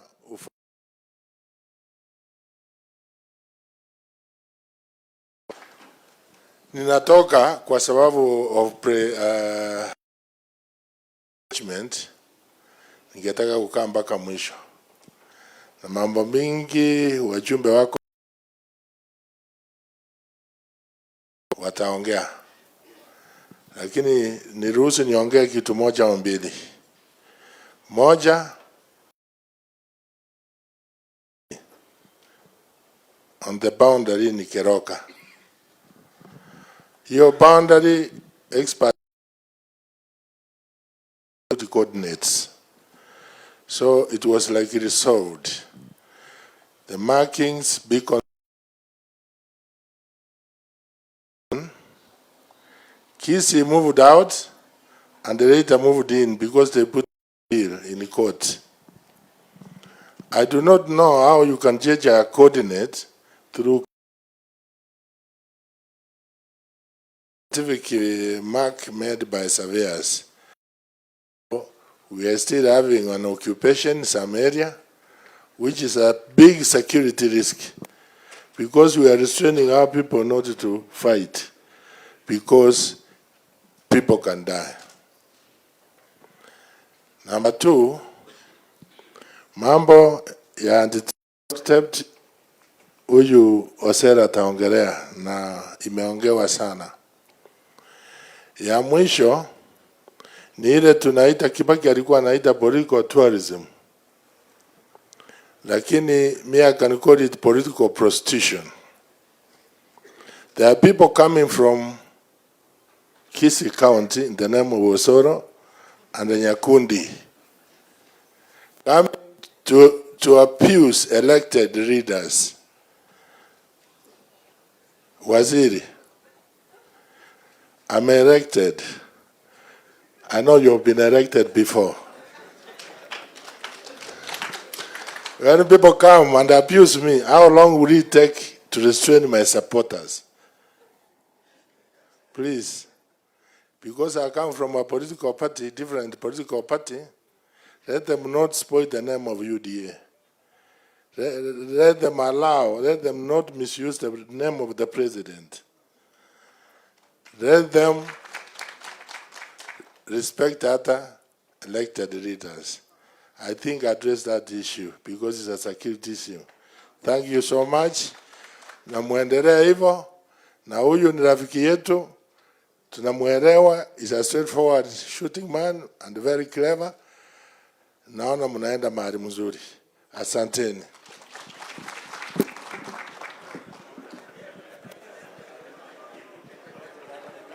Thank you. Let's appreciate His Excellency the Governor. Let's appreciate him, please. Thank you so much. Please proceed.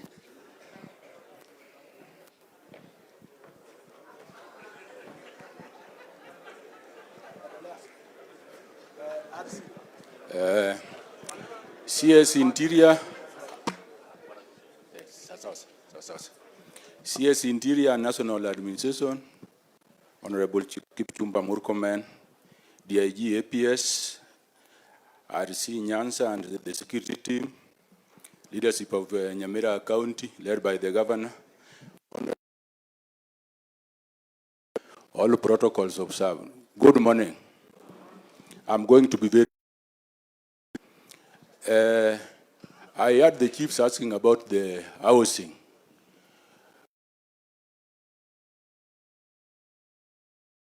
And we need those houses as yesterday.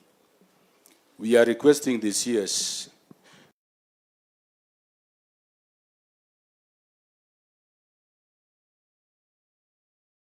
the camps and the police stations. We have a lot of risk nowadays to our police officers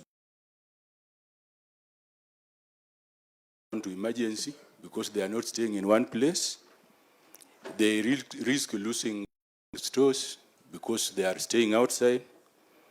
They risk being armed by criminals because they arrest the criminals and they are, at the same time, they stay outside. They even risk. We have also cases of non-payment of rent. As the leadership of police, we also have a lot of, even the police officers can turn to be criminals because we cannot monitor them closely. So we are requesting Waziri, the affordable housing, police stations and police camps, which have acquired title deeds, let us have affordable housing.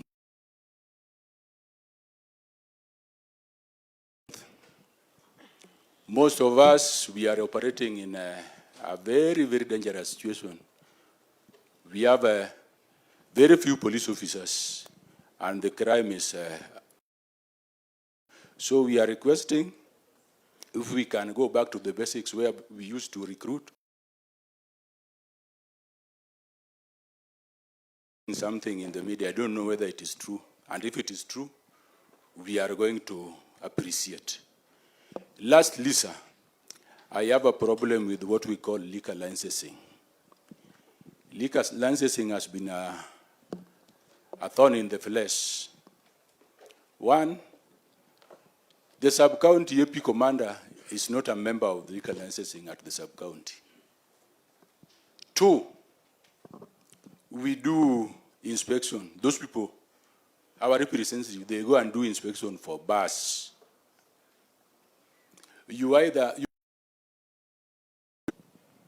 After inspection, you come and sit down. You now narrow down to the ones which have qualified. Maybe 50 have qualified.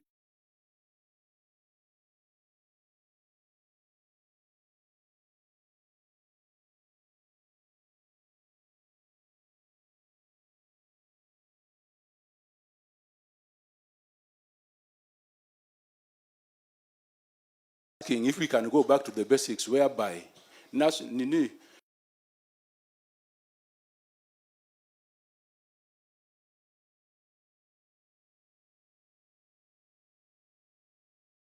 later. Otherwise, we are going to make this country a drinking nation. Thank you, sir. Kipchumba Murkomen, EGH, the DIGAPS, the regional.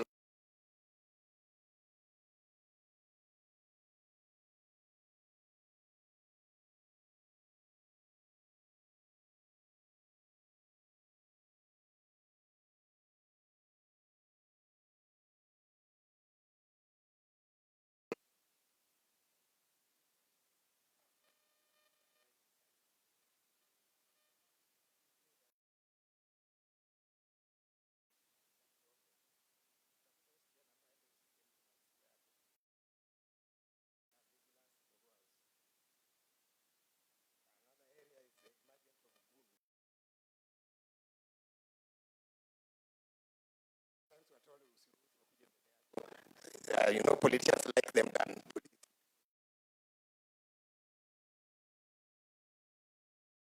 There is a procedure, so they prefer goons and let goons sample, and they are not part of us.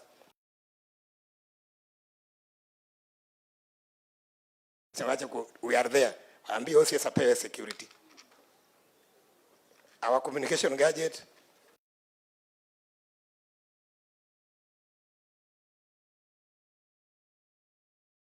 Communication technology kadude kadogo keka kwa koti kanapotea huko na kuwe na training ya IC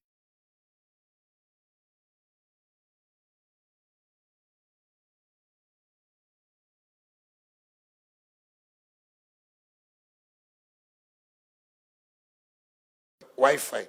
Unajua wengi hapa najua mnaogelea wifi tuna yangu ni hayo tu. Waziri, thank you for this time. Thank you so much. I want to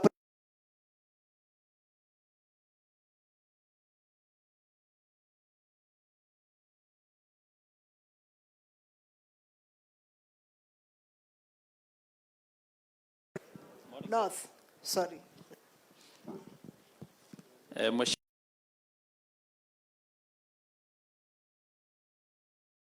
Sengeli, our members of parliament, the entire team, good morning.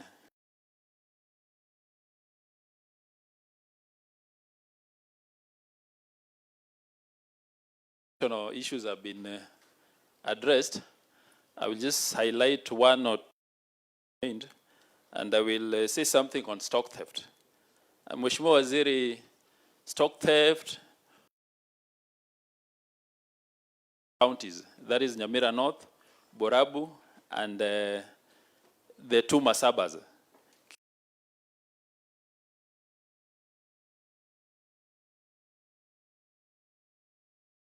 Done a lot, and we've been having cross-border meetings with the neighboring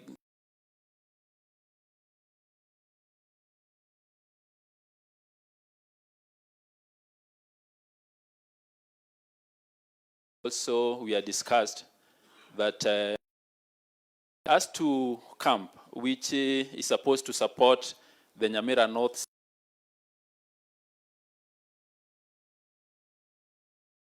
making requests if a detachment can be brought to our side, especially with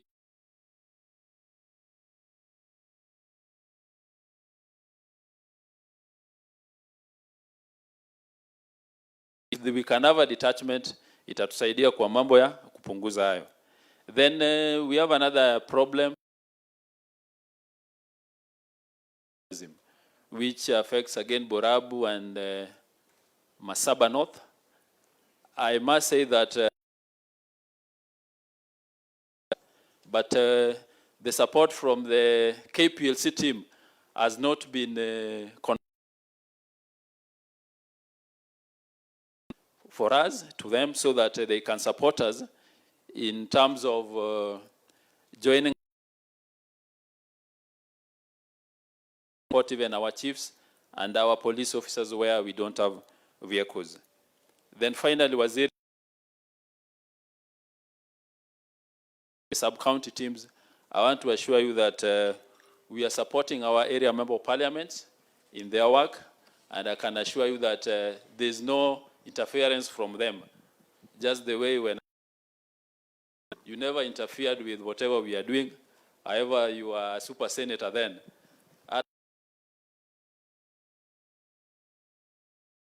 Continue supporting them. Mheshimiwa Waziri, I think the Ngapu to EIG has already been raised, so I will not touch on that. Mheshimiwa, as I finish,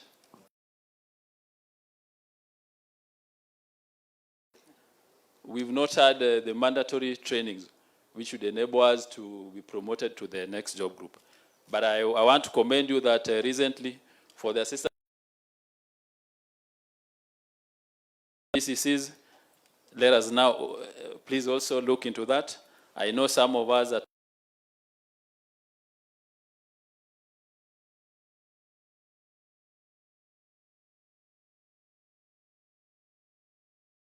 we are doing, and this one also goes to our police officers. Apparently, when honors and awards are usually given, we are always left out.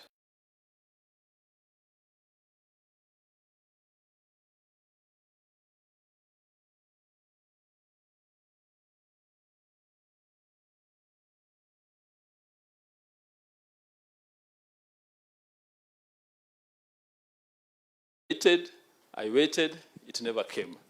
Then again last year, I pursued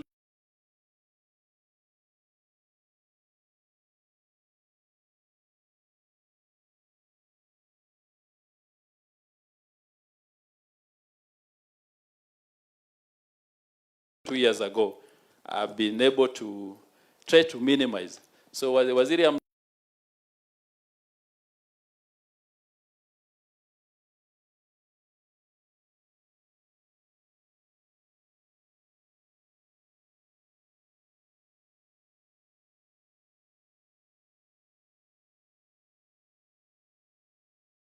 asante sana. Thank you so much. Let's appreciate Mr.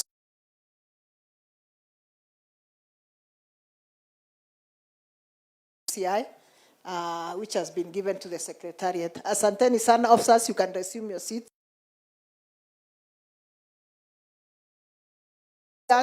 We start with Mr. Peter Nyamira, who will represent the village elders.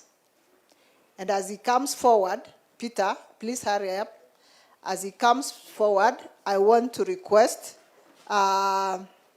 James Ongau, Jared Nyaribo, Madam Lilian Mongare, and Daniel Omondi to come and occupy the seats in front here. James Ongau, Jared Nyaribo, Lilian Mongare, and Daniel Omondi. Karibu.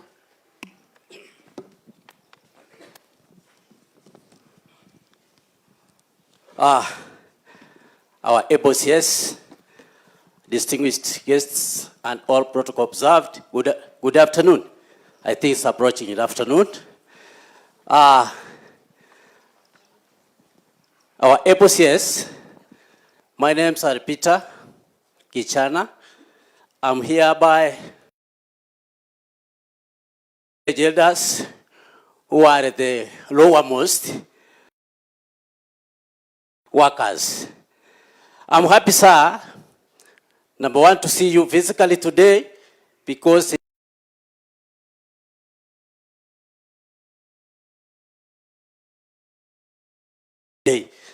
I'm so happy, sir. You are so exemplary, and see you in the media, but I'm happy to see you.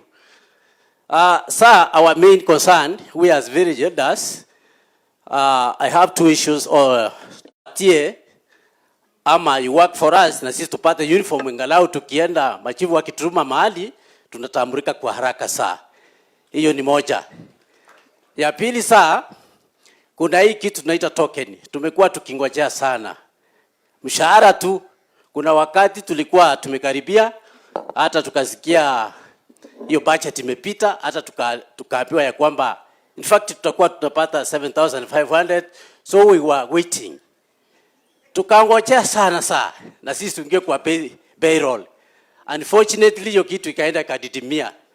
Sasa tunaamka asubuhi, machivu wanatupigia simu, tunakimbia mahali saa, kurudi pengine unaacha mama amelala na watoto, kurudi unarudi mikono mitupu, anakuambia sasa wewe kazi gani unatufanyia? Wewe ni mzazi ama ni nini saa? So sir, I'm happy you have already engaged in that, and I really want to appreciate, sir. Lastly, sir, tunahitaji ikiwezekana na sisi tupatiwe at least kama patch hivi ya kutu identify. Unajua hii kazi unafanya, pengine unaenda unakuta watu ni tofauti. Mtu anakuangalia huna hata uniform, huna hata paji. Sasa kutoka huko itakuwa ni kama shida. So mainly I'm wishing well, sir, kuharakisha hiyo na sisi tupate kama mshahara, sir. I wish you all the best. Asante sana, let's appreciate him, please.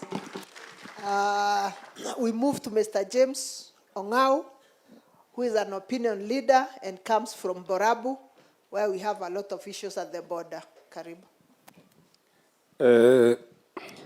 Interior CS, Mr. Kipchumba Murkomen, DIG, Mr. Gideon Masengeri, senior government officials, na wasalimu amchambo.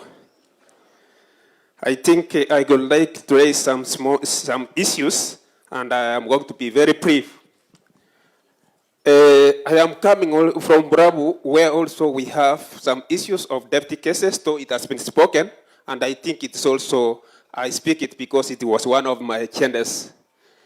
In the first case, we have gone around time, more than 1.5 years, Manga police station, we don't have a police vehicle. So that one is a challenge when the police officers are trying to do their work.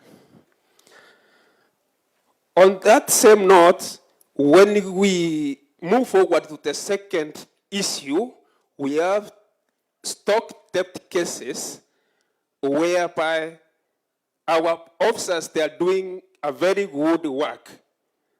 But I am requesting the following to be done, sir. At the Kipsengel forest, if the fence could be installed. At the same issue, if the officers would be also deployed over there after the fence has been installed. Another point also I am trying to put across concerning the debt issue, stock debt issue, is also if we can also have and stock debt units at the boundary, both Borabu and Bomet.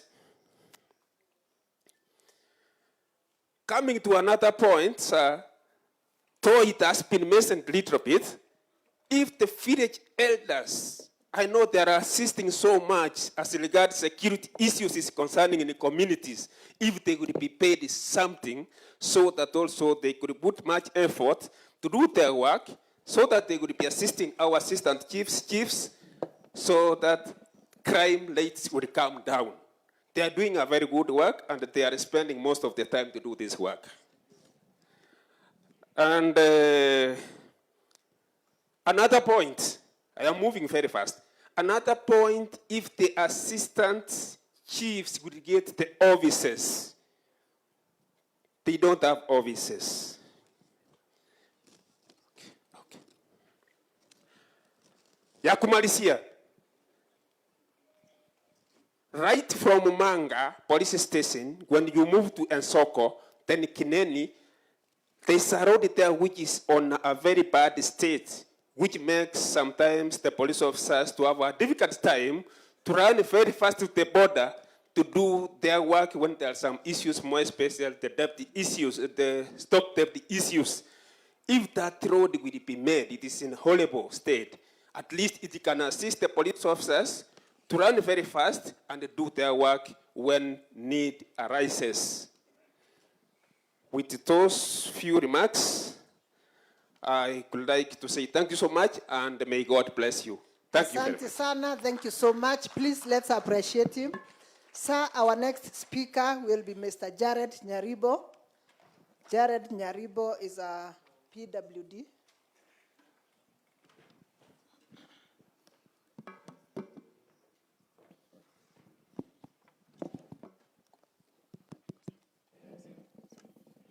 Where do I face?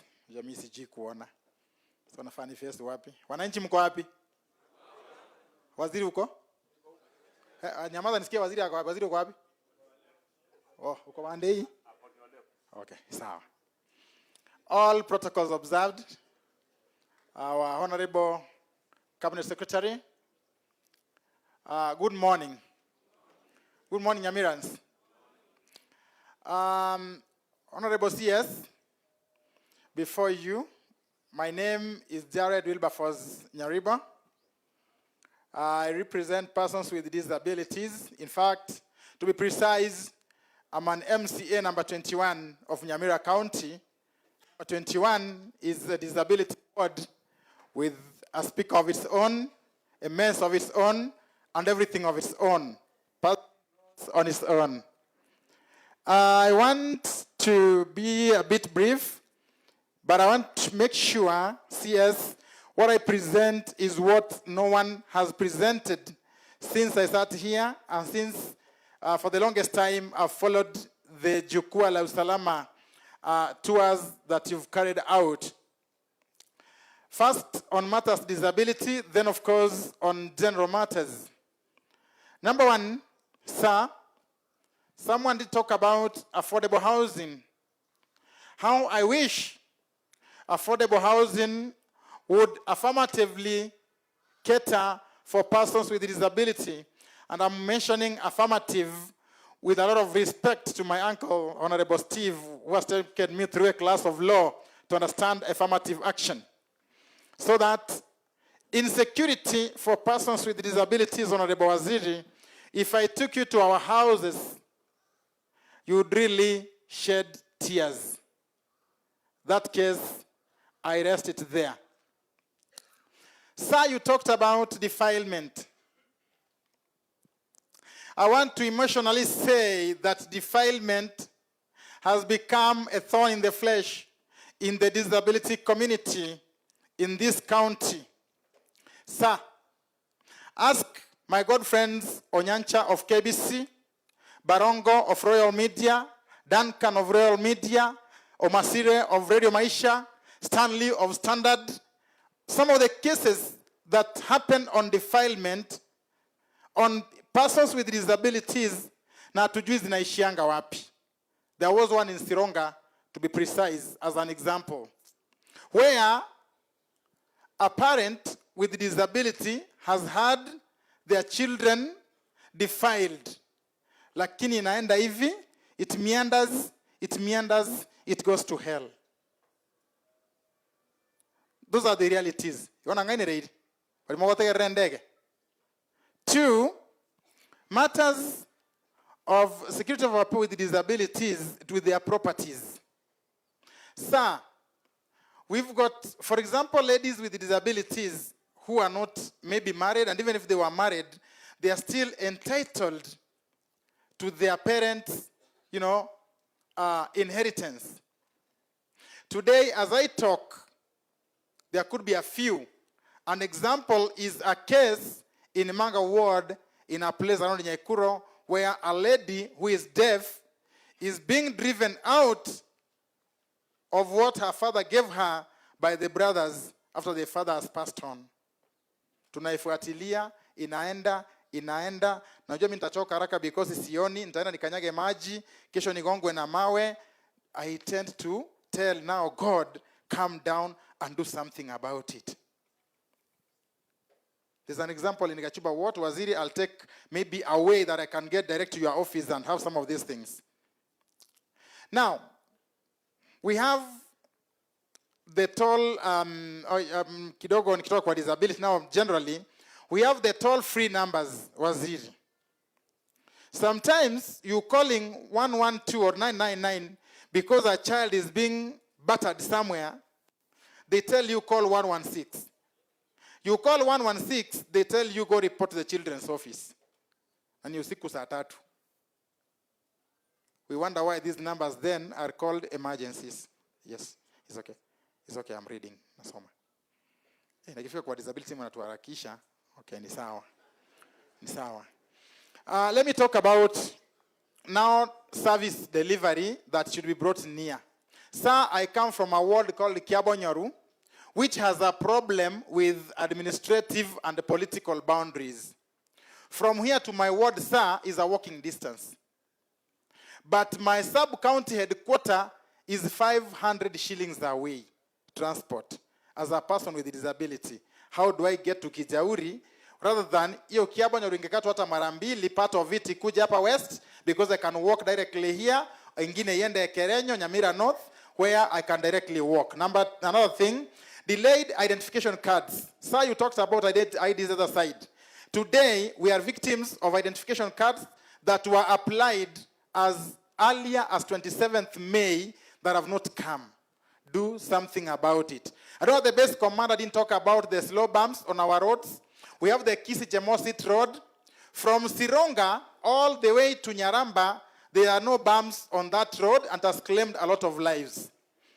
Another thing I'll talk about is affirmative action on recruitment.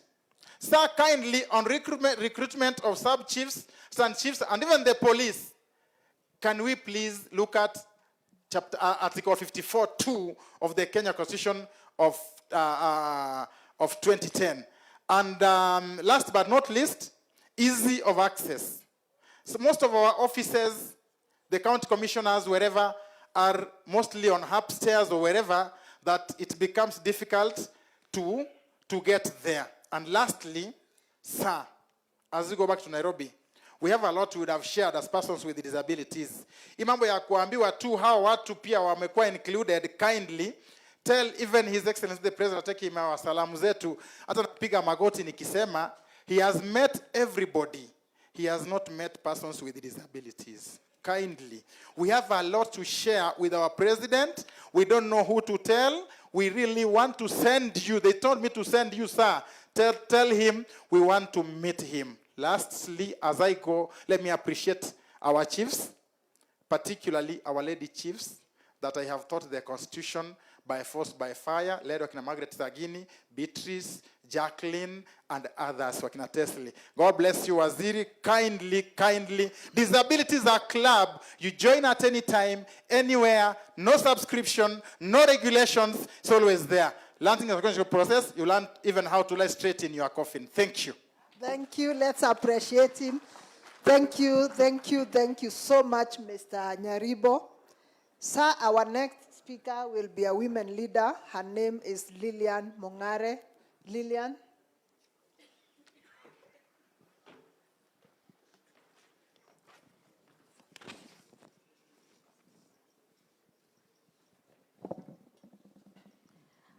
Our CS, Honorable Murkomen, and the whole protocol observed. Good afternoon. Good afternoon again. Mimi yangu yatakaa tu machache, sababu mengi yameongelelewa. Kwanza kabisa, tuko na shida ya gender violence. Iyo inatusumbua sana. Tunawawa kama kuku. Tunawawa kama kuku kabisa. Alafu tuko na hii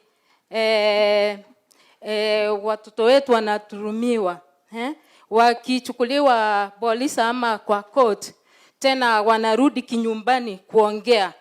Sasa hiyo pia kama mama, hiyo pia tunakasirika, sio mzuri. Alafu kitu kingine ilikuwa imeongolelewa Bwana Murkomen, naomba tu machiefs wetu wanafanya kazi mbali sana. Tunaomba wakati tunaelekea election, tunakuomba ugawe hizi sublocations for easy communication and security. Naomba tu. Asante. Ukienda salimia rais wetu mpendwa, tunampenda. Asante sana. Let's appreciate Madam Lilian. Sir, our last speaker will be Mr. Omondi, who is a student leader from Nyamira Polytechnic. Karibu. Thank you very much. His Excellency Mheshimiwa Murkomen, CS Interior. I think nimekuwa privileged sana kuongea na mheshimiwa, si ndio?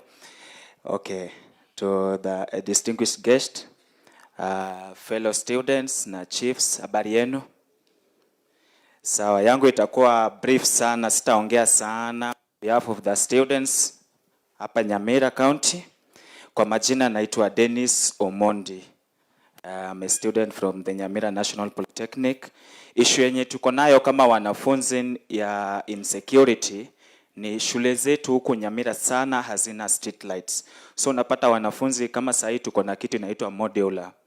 Wanafunzi tunasoma sana kwa stuko. Once umeingia shule, wewe ni candidate. So lazima usome, saa zingine tuna extend mpaka usiku.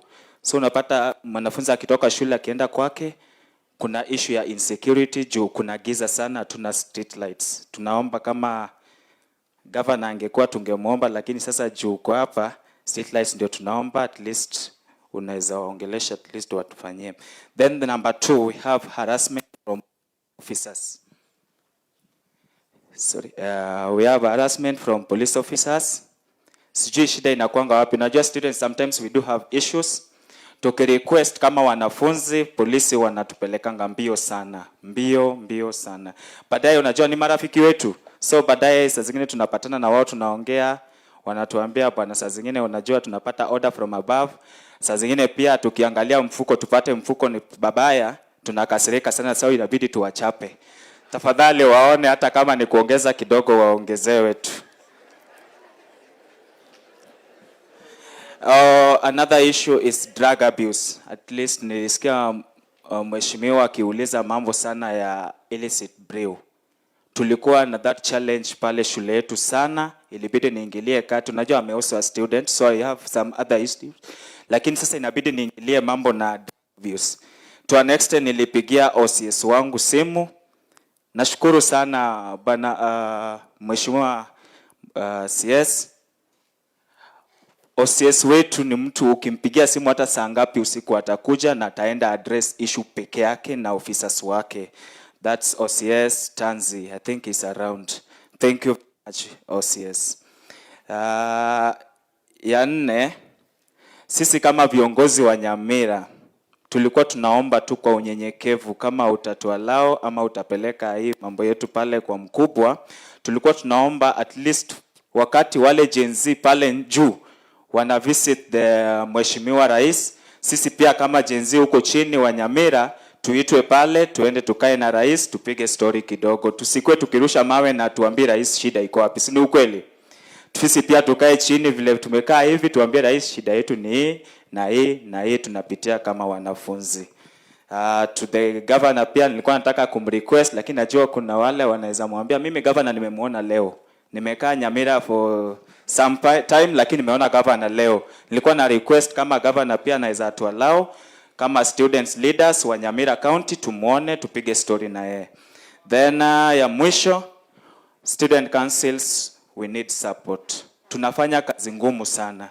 Hapo nyuma tulikuanga na mambo ya Gen Z wanaenda kwa streets. Sisi hapa Nyamira haikuwa inafanyika juu student leaders tulikuwa tunaambia wanafunzi kwa groups zetu, tafadhali tuende classes tusiende kwa street. Ukirudi tu kwa nyumba hivi wanasema occupy nyumba ya fulani. Kulikuwa na insecurity to an extent. OCS ananipigia simu usiku ananiuliza Umundi uko salama? Juu tu kusema tusiende street. Tafadhali student leaders wanafanya kazi ngumu sana OCS. Utuone hata kama ni kupiga tu picha na sisi pale, tuko wachache hapa. Upige tu picha na sisi before uende Nairobi. Asante sana, Mungu awabariki. Thank you. Let us appreciate him. Asante sana. Sir, we've come to the end of that session. I want to apologize to all the people who would have liked to speak. I hope you have been represented. Asanteni sana. And sir, I take this opportunity to invite you to continue with the program. Welcome, sir. Haya, tujipikie makofi. Makofi tena. I will be very brief. As I told you, leo tumeanza mapema na nilitaka niwaachilie mapema. Ingawa vile mnaongea ni kama mtu anataka haraka leo. Mmeambiana kwa station kwamba tutafika saa 1 usiku. Na sasa wataona mmereleasiwa mapema. Kwanza let me say thank you very much. Ile maneno imesemwa hapa ni mambo ya maana sana. Ningependa kujibu kabla sijapatia viongozi wetu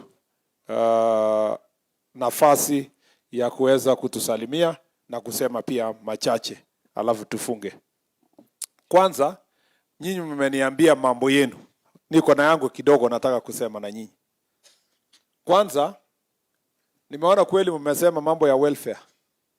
Lakini chief, police officers, mimi na wengine wote wenye wako hapa, including our wabunge, sisi tuko kwa the small minority kwa Kenya who are extremely privileged to be paid a salary by the people of Kenya. Sisi aswa nyinyi, hakuna mtu alikuja nyumbani na kuambia kuja kuwa chief. Mulitafuta hiyo kazi. Ukweli ama sio kweli? Na hata nyinyi chief, wakati ulikuwa unaenda interview juzi tu, hata salary hujapata. Ulipoenda interview, ukiulizwa chief, kwa nini unataka hii kazi? Nasema mimi niko na mwito kutoka Mungu ya kutumikia watu yangu. Unaambiwa hii kazi, unajua salary yake ni kidogo na hakuna ofisi ya chief. Unasema I told you it's a calling. Yeah?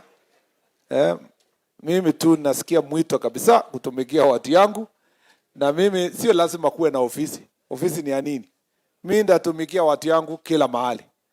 Unaambiwa hakuna motorbike, unasema motorbike unafanya na hii ni location yangu, natembea na kurudi. Sasa nimesikia chief akisema atunataka municipality allowance. Si hata ile ya extraneous mshafika Madam Chief, shafikia municipality allowance. Na juzi tu tulikuwa tunasema chochote yenye hata sioni salary, mimi ni kutumikia watu yangu. So it's important to facilitate everybody, give all those things you've asked, of course are merited. Lakini kitu ya kwanza, remember your first love Why did you exactly decide to want to become a chief?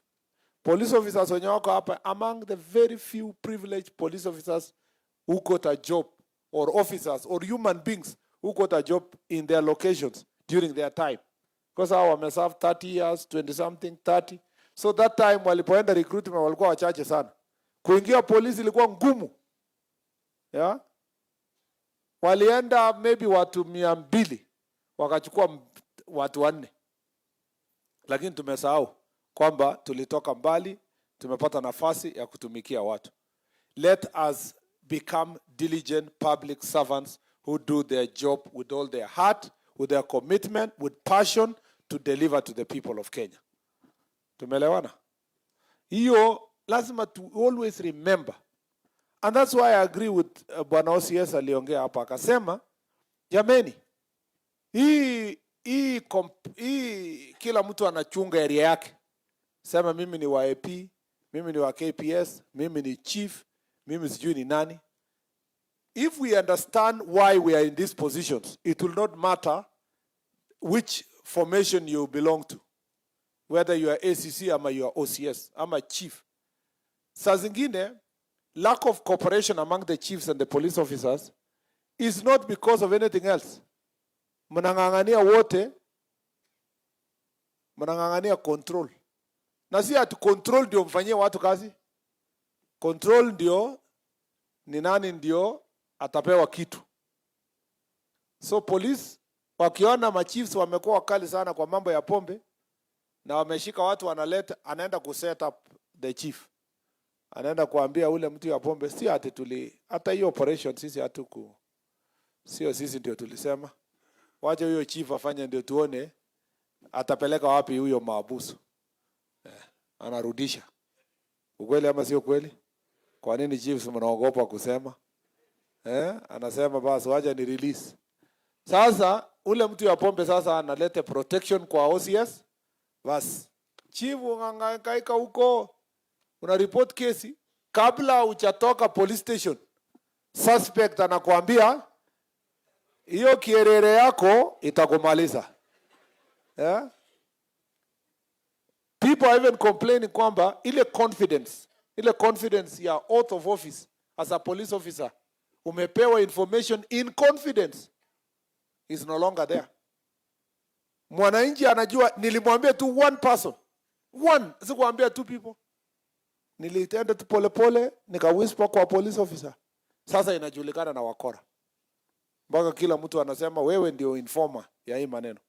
So we need to be diligent. We need to be confidential. We want to work together as a team. Jukwaa la usalama sio baraza ya hapa headquarters na ishia hapa.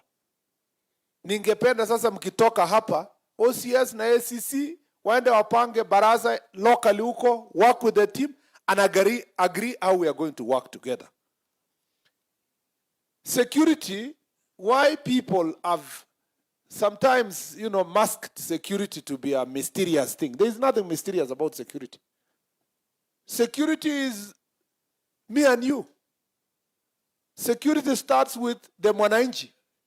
The insecurity also starts with that mwananchi.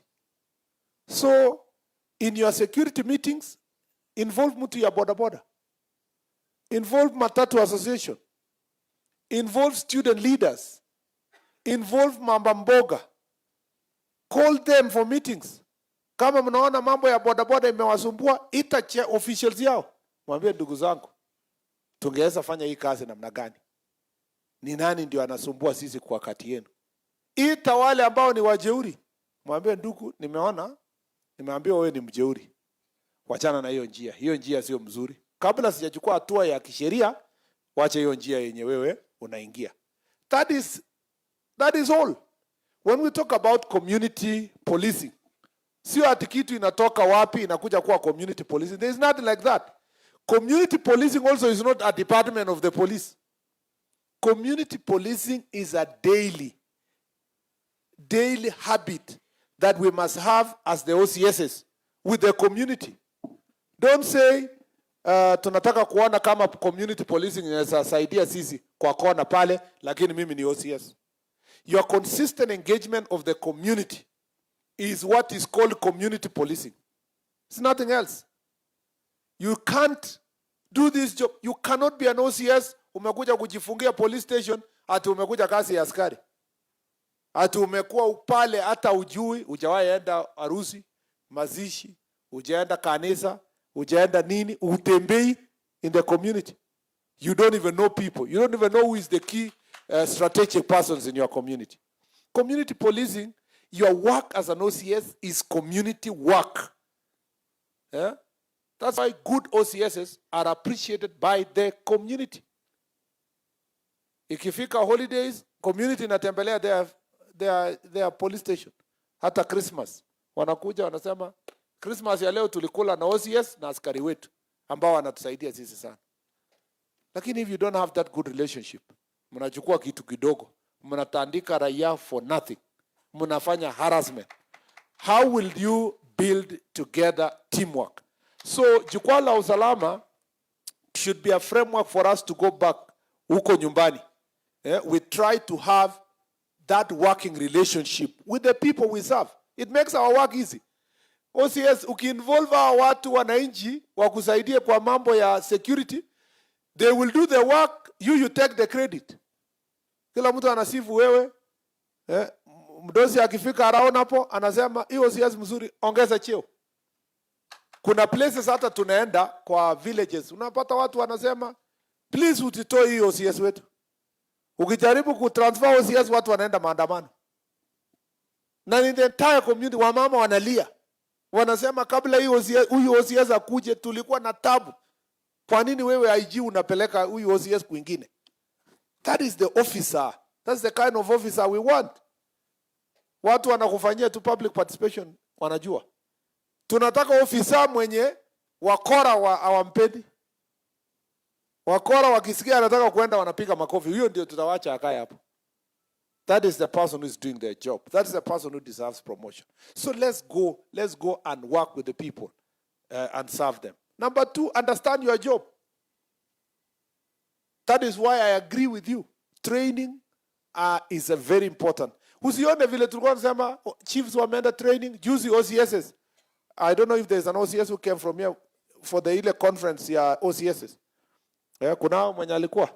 Yeah, okay, very good. Hata vile uliongea ni kama mtu alitoka conference juzi. Ulikuwa na ka refresher na wenzako hapo na wale. And you know the IG is going to do for all of you. Mpaka mwishowe, all of you will have had this training. I agree also, thank you, DIG. I also agree with you who have said, devolve the training ikuje regionally. Mkuwe na mikutano, exchange ideas, livestock, theft, livestock, how are you dealing with it in Migori? Mwingine anasema, how are you doing with bandits? How best can we engage this? We will now, after this Jukwaa la Usalama, intensify and institutionalize continuous training so that our police officers are getting new information. That's why we're taking the chiefs and the assistant chiefs kupeleka training. And going forward, we also need to regionalize that. We are training all other cadre of public servants, but these are the group that have been ignored for many years. We have said never again. We must make sure that everybody is trained. I know the ACCs are also saying tulikuwa tumechelewa. Mlikuwa mmechelewa for long, but we have sorted that issue. Even the ACCs of 2021, next month, they will go for training to facilitate their promotion so that then we can complete the promotion stages of kila mtu. We want to take care of your welfare. But as you take care of your welfare, please transfer these efforts to the benefits of the mwananchi.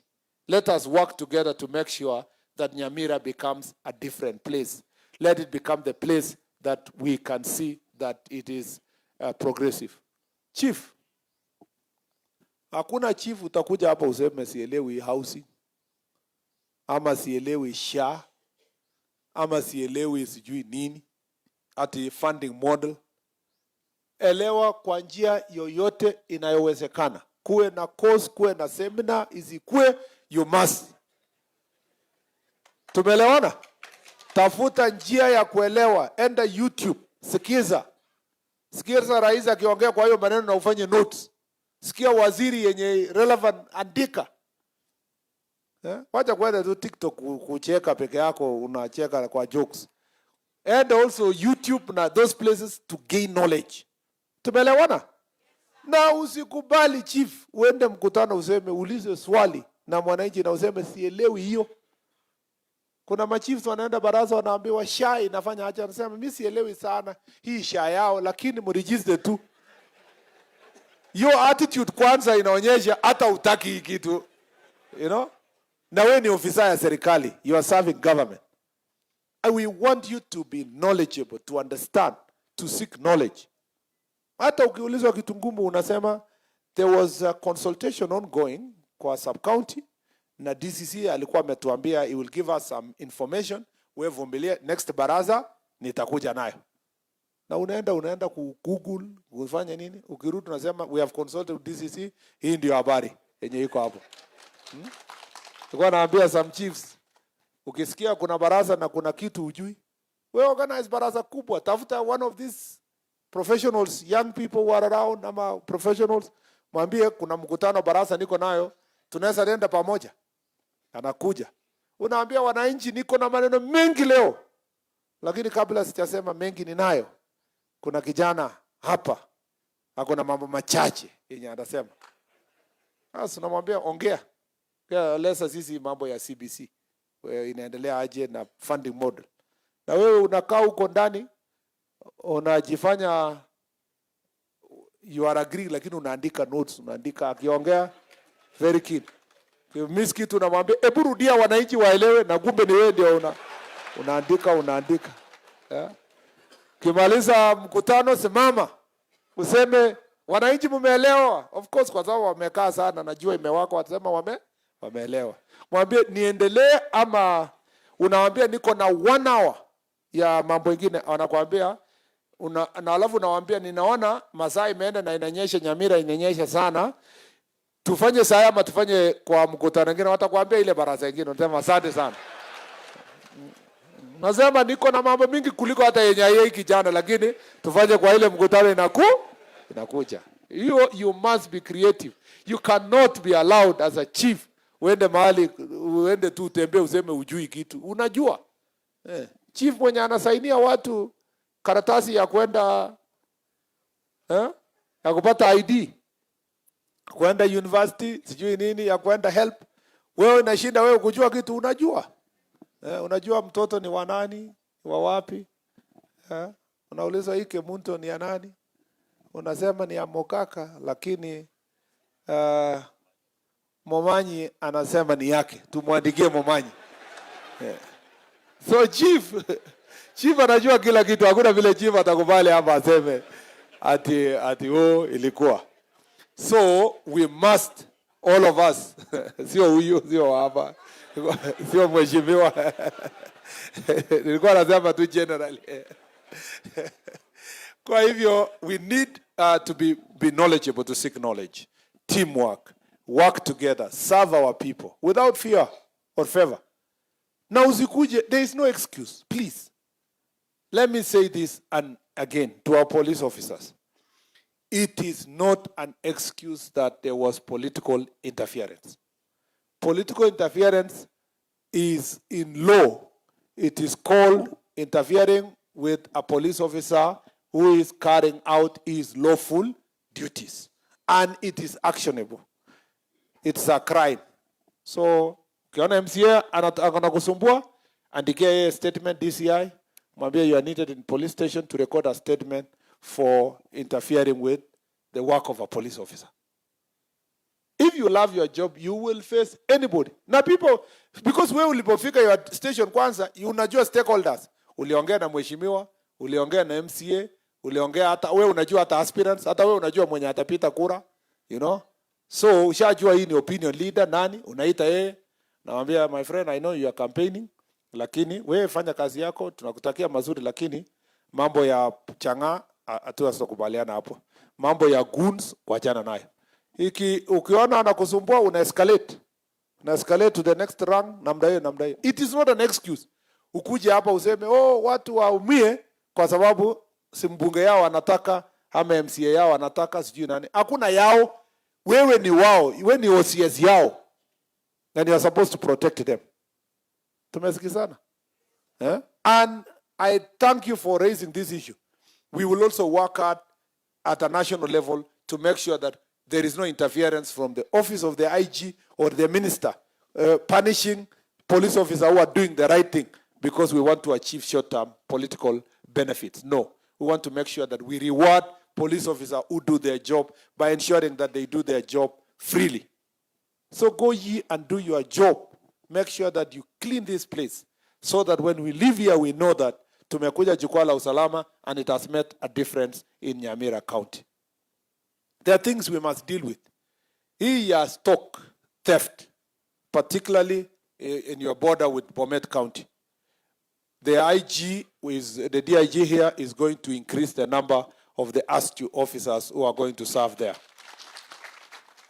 There are some measures we are putting in place. IG will knows what to do. Some will announce, others will not. Thank you, Bwana DIG. This will also involve cooperation with the officers in the other county. We understand the question of the vehicle in our leasing program. Even as we wait for leasing program, some of the vehicles yenye iko kwa repair, ikikuwa sawa in the next month or so, we will prioritize the police station that needs the vehicle for patrol to deal with that particular issue, ya mambo ya livestock, even as we wait for the larger leasing of vehicles to assist you to sort that border problem. Here, there will be a special kind of operation that will take place, intelligence-led, that is targeting the buyers, the persons who are networking with them, the butcheries that are slaughtering this, the people who are buying and selling it to other places, and we will cover the forestry that you have requested, and the DIG will tell you later, kabla hatujamaliza kutoka hapa. That is a decision we have already taken to make sure that we solve this problem. I know Osero hapa, asante sana. Mheshimiwa Osero amekuwa akinisumbua. Sasa you can go and do some other job. IG achukue hiyo ya ng'ombe ipambanwe na DIG songe mbele. Sasa wewe enda ujenge police station na ujenge ofisi ya chief. Ya hiyo ingine wacha tungangane kulete officers ya kusonga mbele. Sasa kwa nini ampigi makofi? Amtaki mheshimiwa ajenge ofisi ya chief na police station na kuweka mafuta kwa gari. Saa zingine ikikwama hiyo 450 liters ikiisha weka mafuta. Mimi nilikuwa naona wengine hapa wanaandika kwa gazeti ati Murkomen is encouraging corruption by saying support police officers mwekee mafuta kwa gari zao. Kwani hiyo ni story? Nikawa some of these watu wanaandika magazeti, they have never interacted with police officer. Is it news that mafuta ya police for the longest inaisha before the end of the month? It's public knowledge. The allocation we give our police officers ni 450 liters. Alafu polisi akisema mafuta imeisha unaita yeye corrupt. Tuaje ujinga. Let's also be reasonable. Mafuta imeisha, it is 450 liters. What did you want the police officer to say? That niko na mafuta ingine? Hapana. The thing is that the only difference between me and others is that I have faced this problem head on. I have given our police officer opportunity to express these issues openly, to say it to the public, for people to understand, so that they understand that mafuta under the leasing program ends before the end of the month. And I have not also just spoken. We have agreed with Treasury that the allocation per month should move from 450 at least to 650 to start with, to assist our police officers to songa mbele. And even then, as we progress, we want to appreciate county governments, members of parliament, business community that have been supporting our police officers. When they get stuck somewhere, they support mafuta. Some people have donated vehicles to our police officers, and we appreciate. Some people have built police stations, and we appreciate. Yeah? Some people have given food sometimes to our police officers. Not because they don't have food, but because they have a good relationship. Wanatembelea, wanasema tufanye namna hii. Some people have even gone to paint their police station to make it look better. So, ati sasa hiyo ni mtaita corruption hiyo? No, that's a good working relationship between the public and their police officers. Corruption is where the police officer is asking for money in exchange for service. Anakuambia ukitaka ni kusot, weka kitu hapa. Ukitaka ni ignore mambo ya insurance, weka kakitu. Ukitaka ni kurekodi statement, weka kakitu. That is corruption. And we are dealing with corruption head on. And that's the thing I'm coming next to. Please, kitu yenye natuumiza na wananchi ni mambo ya corruption. And I want us to agree from here. Kwamba for a chief to do succession, you don't have to take money from one family as against the other. From the sons against the daughters. Sijui from who against this one. For our police officers, tuwache kitu kidogo. Base commander ulisahau hiyo. Kusema sasa hii kitu ya kuchukua kwa barabara tuwache. Ni ile tu ulisahau, sio ati ni. Lakini wewe unajua tu kwamba ni kitu yenye lazima tuwache mambo ya corruption. And we must confront corruption head on. It must really, we will take serious disciplinary action against officers who are engaging in corruption. So stock theft, on defilement, nawaomba sana chiefs. Let us support our police officers. Let's support also our community. Let us bring these cases out. Our officers, don't come to Nyamira with a predetermined mind. Unafika hapa unasema, Wakisii, kawaida yao, wako na FGM. Wamekuwa tu wakifanya. Hata kwa hospitali, wanakeketa wasichana yao. Sasa wewe una-ignore law enforcement because it's the culture of the Kisii community. There's nothing like culture where the law has already provided for. You know, and anything that was a culture before has been declared by law that is repugnant and it is against the law itself, and it is against the customs. It is important for us to enforce the law as it is. Don't come and tell us, unajua kwa Migori, kwa Wakuria na Wakisii, hiyo ni kitu ya kawaida, na Wamarakwet na sijui wanani, sijui Samburu ni sawa hivyo. No. Let us enforce the law. FGM is illegal and we must deal with it as illegal. Please, let us also not say, ni kawaida ya Wakisii kupiga wanawake yao. Ati ni discipline. Hakuna mtu ana discipline mtu mwingine. Kila mtu is an adult on their own right. Let us create good environment for reporting gender-based violence in our homes. Na unajua tukiwacha hivyo unasikia huyu amekufa, pale mtu ameuawa because of gender-based violence.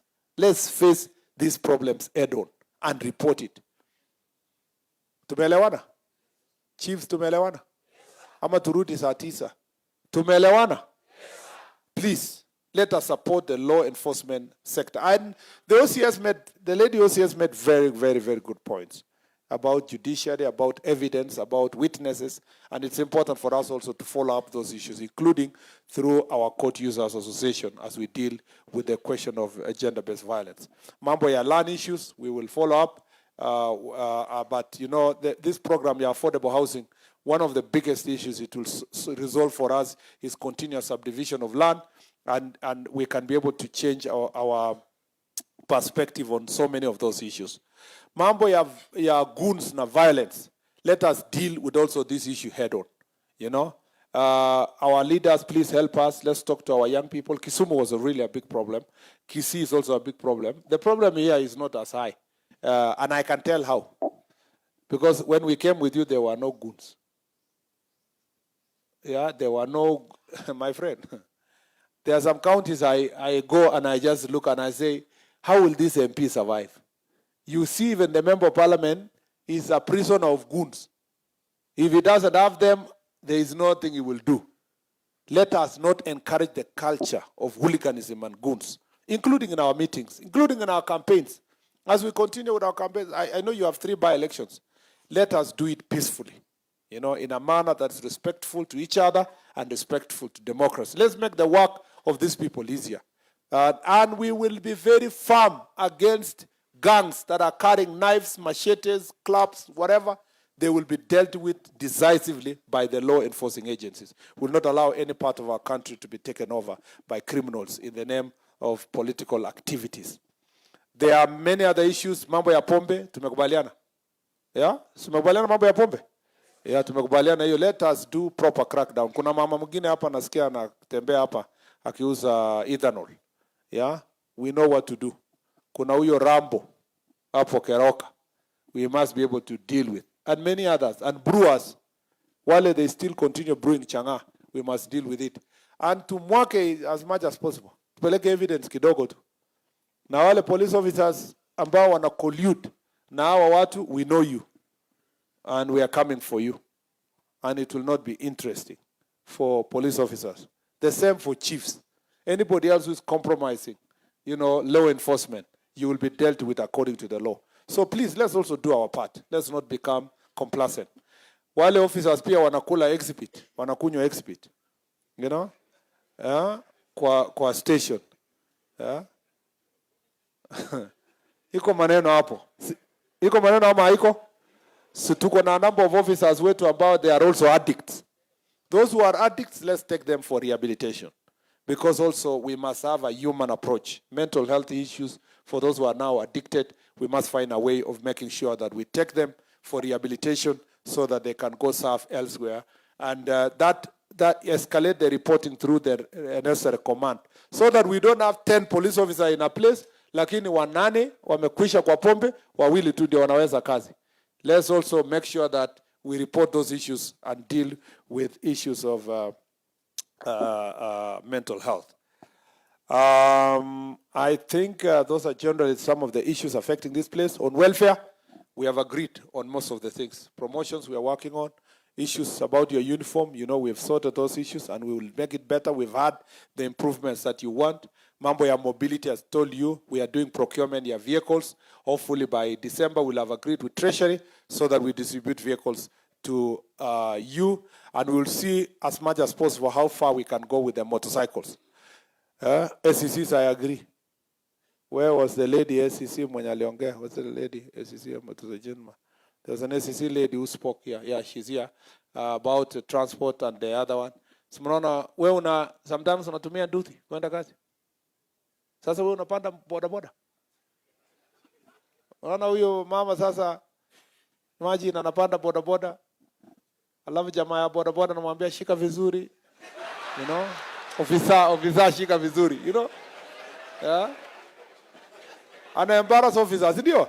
Na akikataa anaweka speed na kuweka brake. Sasa officer hana choice. Please just have a seat, yeah? Niliambiwa huko Makueni kwamba one of the SECs alikuwa amekwenda kabisa alimepelekwa na boda. Mtu wa boda alipokaribia mkutano kama hii akaweka madoido, akaangusha ofisa, kofia ikaanguka. Ati mtu akashout kwa mkutano akasema serikali imeanguka. So we have to have a clear plan of the SECs.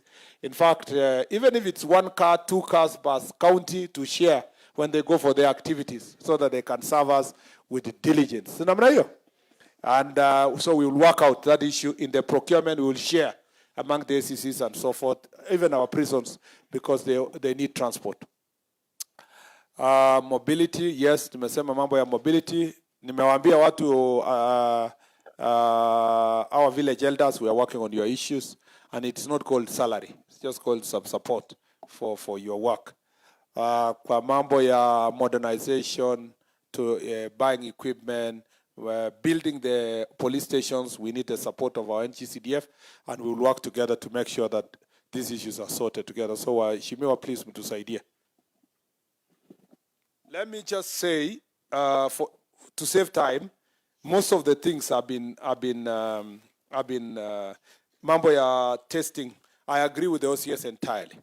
We need to engage the ODPP. Let the person be charged. If they deny, we now go and test whether it was changa or not. If he stands there and says, mkubwa haikuwa changa, ilikuwa ni maji, then we can be able to do that. But all of them, and without the support of ODPP and the judiciary, we cannot finish these issues. So, County Commissioner, you must also think through Court Users Association. within this place to sit together with the judiciary, the judge who is in charge, and the magistrates to discuss these issues together. Because there is a framework for engagement about the challenges of working together. You must be able to facilitate that for our police officers and the team. Thank you.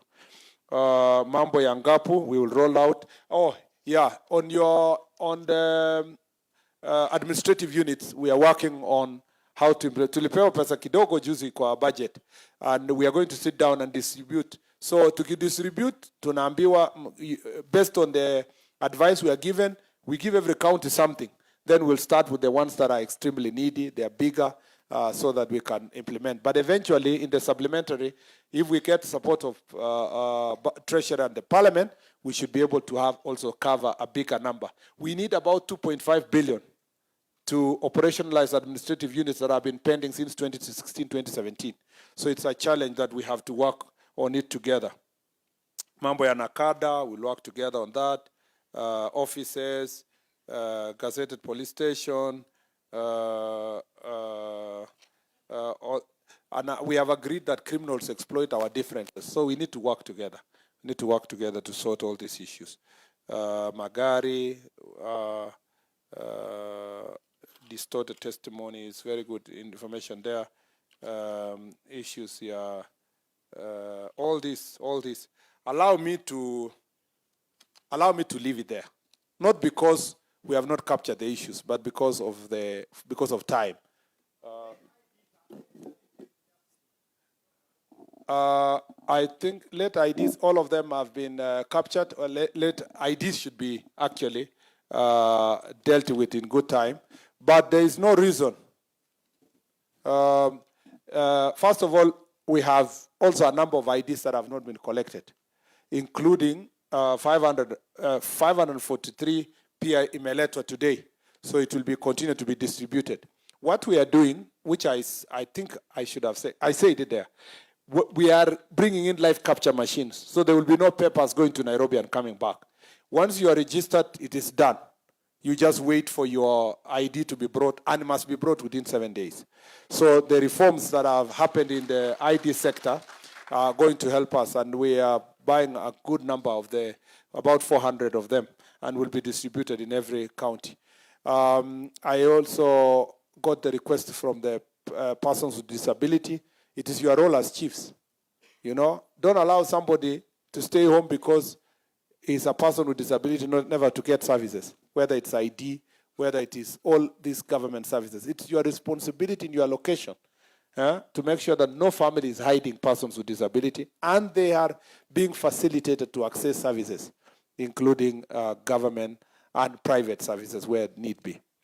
And the request by a representative of the persons with disability that they would like to see the president. I think, if I am not wrong, I heard it at some point that the president is planning a meeting for them. So I have no doubt. I don't want to preempt what the president has planned, but yes, I am aware that His Excellency is planning a sit down with persons with disability, the way, and even chiefs.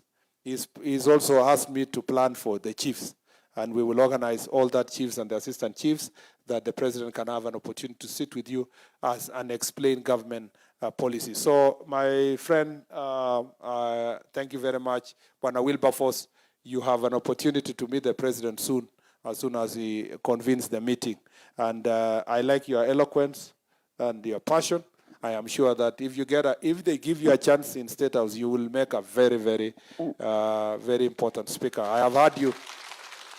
Nimekusikia kwa hapa ukiongea, very eloquent, very knowledgeable in law. I don't know if you are a lawyer, but if you are not, that is a profession you should think about joining, because you're making a very good case for all these issues. Mheshimiwa, please, let me invite you to make a few comments. I recognize also our members of County Assembly. Give the MPs a few minutes. I know all of us are rushing for various meetings. You can come to the podium. A few minutes. Please, I request you that we become as brief as we can, so that all of us can be able to move to the... Asanteni sana na Mungu awabariki. Thank you. I suggest we give a better round of applause to the CS. Thank you.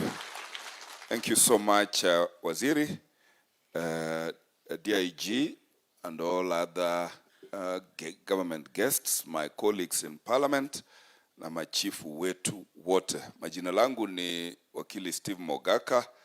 Mimi ndio mbunge wa West Mugrango, na mimi naomba niwakaribishe, even if belatedly, naomba niwakaribishe mjisikie nyumbani katika hii town ambayo ni town capital city ya Nyamira County. Nitawalika ndugu zangu wajumbe wawasalimie, lakini kabla ya hapo nauliza, kuna member of county assembly yoyote in our midst? Yes. You come. Now that you are the only one here, you just come and salute, because I know you also come from township here. Thank you, Mheshimiwa. Good morning, everyone. I have only one burning issue which I'd like to address to our chiefs as a representative of women and youth. I visited Marguerite the other day, and it is something that is happening all over the county, whereby it is a security threat in the future. Our young boys, the girls have been empowered, but our boys are driving motorcycles school time. It is only you, the chiefs, and the security who can help us ensure that they are in school and not driving motorbikes. Thank you. God bless you. My name is Mheshimiwa Martha Marwa, Special Elect, UDA. Thank you. She was nominated by Honorable Musalia Mudavadi before she became UDA. Naomba sasa nianze na our special elect member of parliament, Mheshimiwa Murkomen. West Mugrango constituency is the only constituency that has 2 members of parliament, a lady and a gentleman. And we thank God for the people of West Mugrango. Tusalimie Honorable Irene Mayaka, special elected member of parliament, na ni chairman, the first woman chairman wa committee ya bunge kule Nairobi. Erebu yako se erebu we, mpatie makofi yake ya heshima. Thank you very much, my co-MP.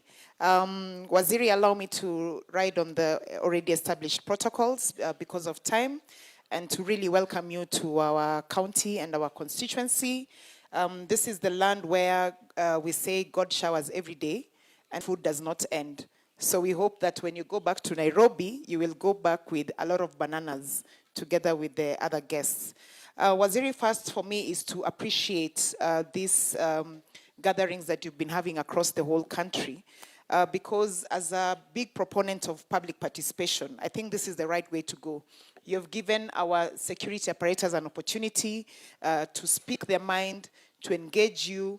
I've been seeing the feedback from wananchi across the whole country on social media about these engagements, and they've been really encouraging. So this is to applaud you. And I know you're my friend, I know you do a very fantastic job. And I can assure our security people here that all the things that they've given you as feedback, you will also take them into consideration. Second also is to appreciate the DIG for the reforms that he's been doing.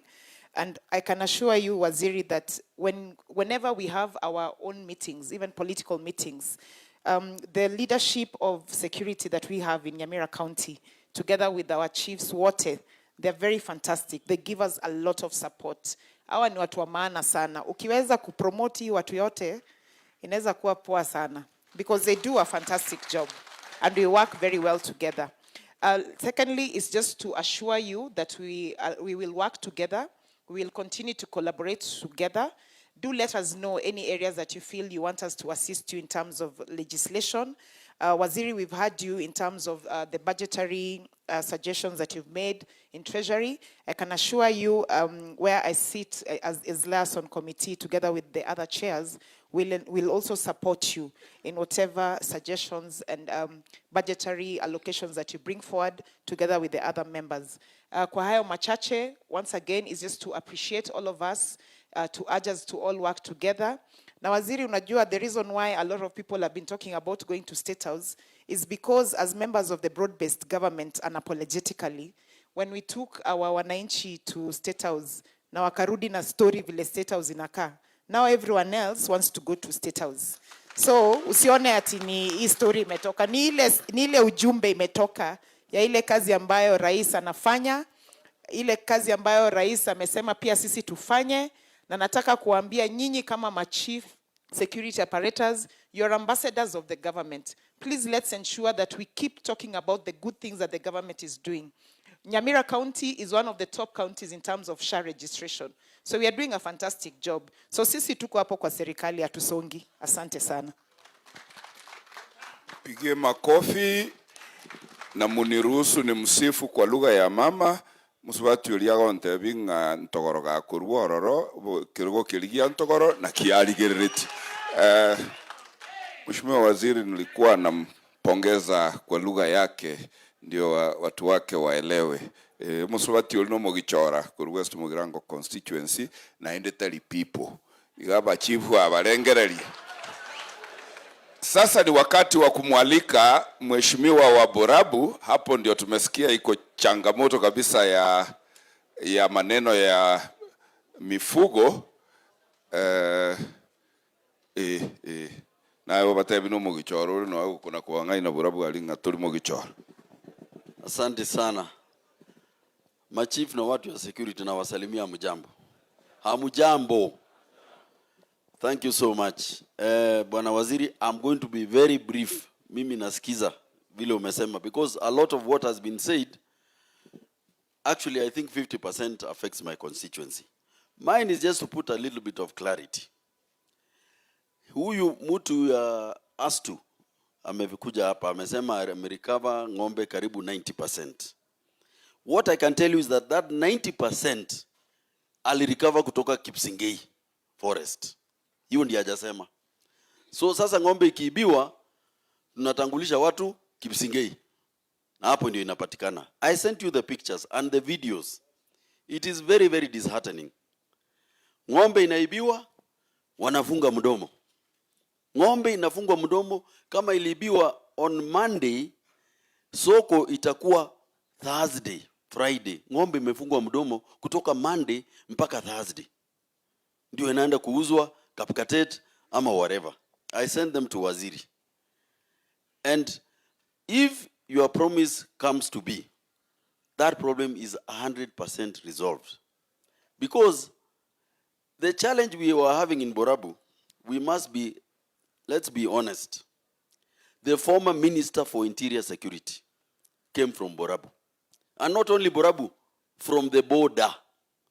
So immediately he left, you can imagine the lacuna that was left. And then these things started. Because there's a time they had reached 0%. Our security wetu, wapi kamande? Kamande yuko hapa. Believe you me, they have done a very fantastic job. Especially on issues of intercommunal dialogue.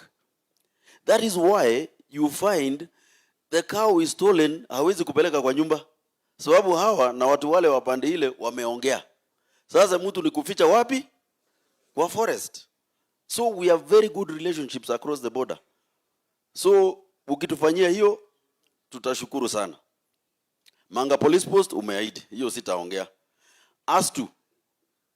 Astu we had a platoon of about 89-90. Then when these issues came to zero, wengine wakatolewa wakapelekwa ile Kapsorek. Inaitwa Kapsorek. I think somewhere hapa Sondu. So with the increase, I think now tarudisha kidogo pale so that we nini. And your predecessor, our current deputy president, came to hapo pale ng'ombe zinaibiwa. Nilikuwa nimeweka 30 million, nikawekea Astu, walikuwa wanaishi kwa nyumba ya matope. Nikaweka 30 million, akaniahidi ya kwamba na yeye ataniongeza 20. Kwa hivyo sasa ni wewe. Usema no? Si ni yeye? Yeah. The houses are very beautiful, I sent you. Yeah. You know the last time the president came there, ananichekelea. Niambia Ozero, mimi maneno mbaya unasema stock theft. Sisi tuko stock market na wewe uko stock theft. So we really need to put this to an end.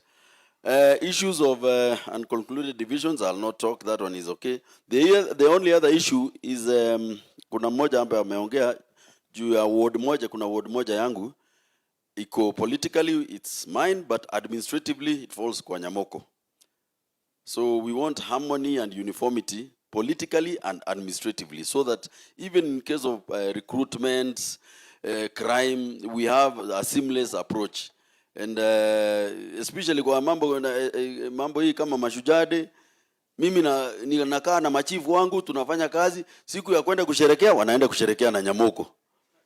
Kwenda kuchinja mbuzi na Nyamoko. That is where they belong. So we were requesting a sub-county in the name of Kiabonyoru, which will be in Borabu, so that it is seamless and we have uniformity.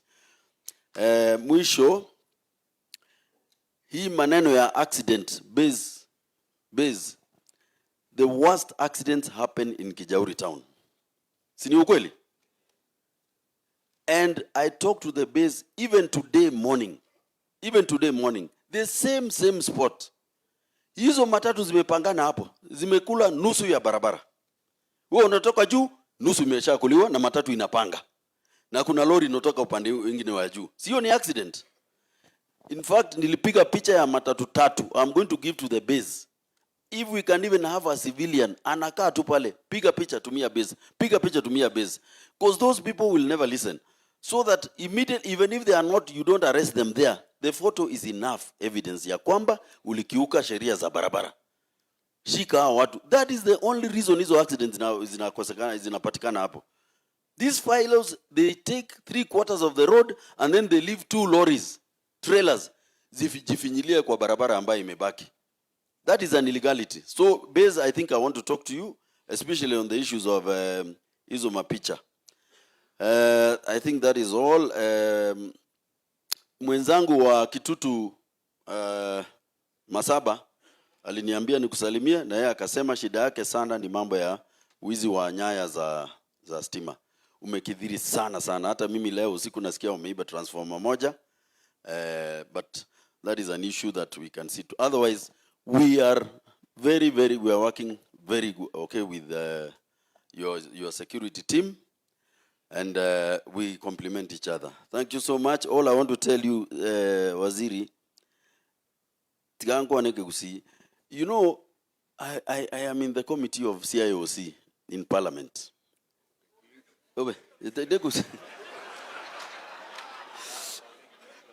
Wacha niongee Kizungu. I am in the committee of CIOC in Parliament. Last week, we had the opportunity of visiting prisoners to understand their constitutional rights if they are being met or being violated in prison. We went to Shimolatewa, we went to Kilifi, and went to another one called Kaloleni. I was shocked. Out of 300, 400 prisoners, there is none who is over the age of 40.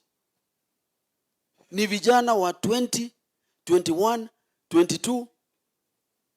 Yani, I was shocked. Hakuna mtu mzee. Ni vijana wetu. Shida, ubakaji, madawa ya kulevya. So, akitolewa ataenda wapi, wacha nikwambie, at the age of 27.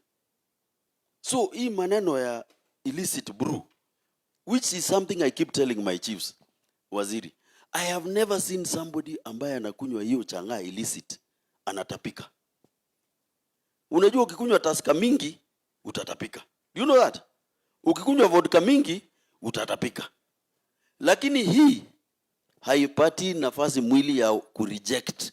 Hata akikunywa pipa mzima inakaa tu ndani ya. Which kind of brew is this that the body cannot reject?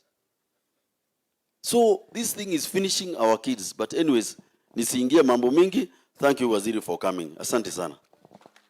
Makofi ya heshima. Huyo ni mtoto ya mjumbe. Waziri na baba yake alikuwa mnono sana. Hiyo si size yake. Hizo shida ndio zimemfanya anakaa hiyo size. Tafadhali tumuondole. Allow me now to invite my immediate neighbor, my senior in Parliament, chairman wa Lands Committee, na mbunge wa North Mugirango. Moi Nkobinero yono manene yake kumbu. Asante Mheshimiwa Steve, mgeni wetu wa heshima, pamoja na wale wameandamana na yeye, ma chiefs, ma assistant chiefs, askari ambao wako hapa. Habari ya mchana. Kwanza nachukua nafasi hii kwa heshima kubwa sana ni tukaribishe mheshimiwa wetu ambaye ni waziri ambaye amefanya kazi ya maana sana katika nchi yetu. So we really invite you na tunaukaribisha na delegation yako yote kwa sababu ya kufika hapa kwetu. And also to commend you so much kwa hii program ambao umeianzisha ambao uko karibu kumaliza. Wengi wameongea na tumepata mengi sana kutoka kwenyu. Sisi kama watu wa North Mogrango, nataka tu niseme ile constituency unasikia inaitwa Borabu ya Osero. It was carved out of North Mogrango. It used to be North Mogrango Borabu. And some of the issues zile zina affect hiyo constituency yake huwa zinatu affect. North Mogrango neighbors Homa Bay. It also neighbors Kericho. Na hapo ndio tuko na shida kubwa sana. And that's why you heard from the DCC that tuko na hizo problems, tuko na hizo changamoto, mambo ya thagari, lakini siku hizi imepungua kidogo kwa sababu this team is working very well. There are times when we used to have problems, especially mambo ya coffee. Watu walikuwa wanauliwa, wengine wanachomwa na acid. But I'm so happy that today those cases have gone down. Kwa hivyo mimi nimepata fundisho kubwa sana from this engagement, and I really want to believe that if we are able to extend it so that the instructions zile umepatia ma chiefs, ma DCCs, now wakifika huku nyumbani wa make sure they also enlighten our people. Si itakuwa sawa? Vile umesikia CS amesema huyu ni mtu wako na nguvu. Huyu ni mtu ambaye amejitolea. That's why mumeona in a span of 5 months he's been able to go around the 43 counties. And anakuanga na masikio ambayo inasikia. So we really want to thank your team kwa sababu ya hiki kikao, na we hope that we are going to have a better way of serving our people. Bwana CS, hawa machiefs wakati tulikuwa na issue ya registration of farmers, uliona tu vile waliamka na wakafanya kazi ambayo ingechukua consultants na ile budget ambayo ingetumika ingechukua pesa nyingi sana. That's why even the village elders, wale wazee, watu wa nyumba 10, nao wakipatiwa support kidogo, our country itaenda mbali sana. I think with those few remarks, I really want to thank you for coming. Na niambia chiefs tushirikiane pamoja wa kuhakikisha ya kwamba ile kazi na miradi ambayo government inafanya tunamazisha watu wetu. Sio itakuwa sawa? And also to thank you, actually to thank the government because of Nyamira University. Wasewa na mwanje the university chega said. That will be the first university in this county, and we are so grateful to the government for that support. Thank you and God bless you. Muongeze makofi, huyu ndio the senior most member. Nikiita mama county governor mtarajiwa, naomba niseme hii kwa niaba ya West Mogrango ambayo ni Nyamira South. Mheshimiwa Waziri, hii ndio ilikuwa headquarters ya the first division ya Kisii district wakati wazungu walisettle hapa. Na kwa sababu hiyo the first buildings established here, and some still exist, were roofed with the asbestos. I know we are doing work with Madam Upora, but kindly assist us just replace those asbestos iron sheets, and also make the DCCs and ACCs who use them to leave them like senior government officers. Ya pili, ni ile ulisema ati kwingine ukienda vijana wanakushangilia, wanakushabikia. Leo hata sisi tuko na hao vijana hapa, lakini kwa sababu waziri alikuwepo, tuliafikiana leo tutakuwa watulivu kabisa, na waliniambia kabla uende uwasalimie, utawasalimia. Ingine and more important to these great men and women ambao wanatusaidia kuleta sheria na utengamano. Hawa ni watu wanafanya kazi ngumu sana to combat crime in a very challenged economy. These men and women go beyond their ordinary call of duty. Na mimi naomba hata kama sisi wote wa serikali tuko under SRC, these are the people who are where the rubber meets the road in administration, and we really need to appreciate them. Na hata wewe kwa budget yako tengeneza one time some holiday, at least 1 or 2 weeks holiday, watembe hata Mombasa as part of an appreciation by the country for the great work these people are doing. Na kwa niaba ya Nyamira Sub County, Nyamira South, Mheshimiwa Waziri, sisi tumejenga afisi za ACC, tumejenga afisi za polisi, na tumejenga pia ofisi za chiefs and I think we will renovate assistant chiefs. We were lucky, 2 of our locations were operationalized, but not fully. Ile tunangoja tu ni authority to employ, so that my chief na my assistant chief were recruited for those administrative units, ili we get value for the investment we have made there. And I will urge you to make time also to come and officially commission those government structures that we've put up in Nyamira South Sub-County, ndio wananchi wapate matunda ya kodi yao ambao tulipewa hapa. Very finally, kwa sababu I'm a regular visitor to your offices and my cases are very well known to you, ile tu ninataka kuomba, na hii ni kwa watu wote wa Jamhuri ya Kenya. Pesa ya CDF imechangia sana kudevelop constituencies. Lakini hiyo pesa, hiyo fund iko hatarini kwa sababu mahakama za nchi zimeiharamisha. Na sisi kama bunge tuliamua tutaiweka katika katiba ya Kenya. Nataka kushukuru mahakama kuu kwa sababu wamefungulia, walikuwa wameweka injunction hiyo constitutional amendment isifanywe. Sasa wamelegeza kidogo, wamesema tufanye, tumalize, lakini tusipelekee rais wa nchi kuweka sahihi hiyo constitutional amendment. I am urging those advocates waliokuwa katika hiyo kesi bado wafanye application kureview hiyo order, mahakama zetu zivacate hiyo constitutional amendment ya Wakenya peke yao wajiamulie. Kama wataki CDF iondolewe, kama wakiamua wanataka CDF wapewe CDF.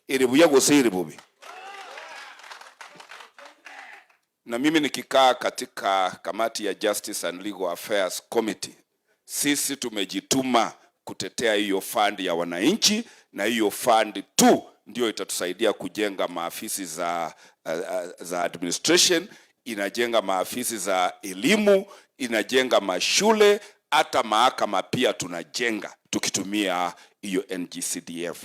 Tusiponusuru hiyo CDF, kwa sababu maisha yake yanastahili kuisha 30th June 2026. If we don't rescue NGCDF, I'm urging ministries starting from you as waziri, muanze kuweka budget ya kutosha sasa kwenu kujisimamia katika ujenzi wa hii mapolisi, ujenzi ya hiyo maofisi za chief ACC, and hiyo itakuwa inarudisha nchi nyuma. Siwezi kusema mengi except to thank you one more time for finding a venue in my constituency for this meeting. Keep coming. And it is at that point naomba nimuite Mama County ambaye anaona na macho kama ya Muso.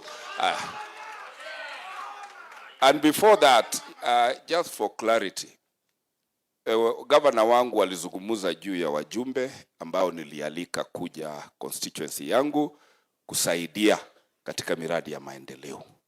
Kama walisema vibaya, naomba msamaha. Lakini waliosema ni yale wananchi wa Nyamira County waliwaambia. Na ningeuliza maoni ya machiefs, lakini wao ni government officers, sitaki watoe maoni yao, lakini inumuri gotegerera abantu bali bukugambira. Emoko igwe bagotebanye county yembu yere gosembobiri. Ajina aro batebe tiosoro na Jafeti ekero Jafeti bagotebe gabana ngagorora na araji moigware goteba gaiga nganubuka apa bakare gokora ajina amayagaki.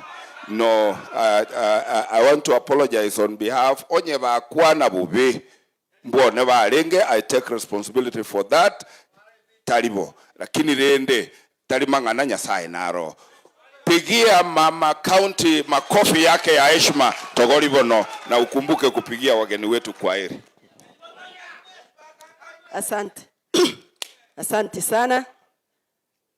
Kabla niendelee na kuongea, kwa sababu waziri ametoka kidogo, wacha nitambue director mmoja hapa ambaye anafanyia serikali kuu kazi. Mchumbe ulisahau, anaitwa Jared Ongwae. Jared Ongwae anafanya kwa Water Resource Authority. Ndio hiyo. For the interest of time, my name is Jared Ongwae. I want to thank Waziri. I want to thank our president. You know, this Waziri was very instrumental in my appointment. And I thank the president too for reappointing me for 3 years as the Director of Water Resources Authority.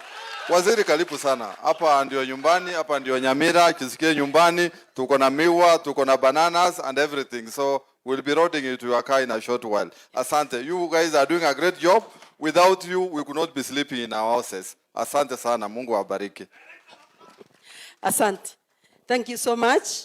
Waziri Mheshimiwa Murkomen, tulifanya na yeye kazi uko bungeni, na ninataka niwahakikishie ya kwamba huyu ni mchapakazi, na ninataka kuondokea sisi watu wa Nyamira, kwa sababu vijana yetu ukiwaangalia mtoto wa 17 years unaona kama ni mzee, kwa sababu hiyo pombe ambao wanapewa sio ile pombe yetu ya zamani ambao watu walikuwa wanakunywa.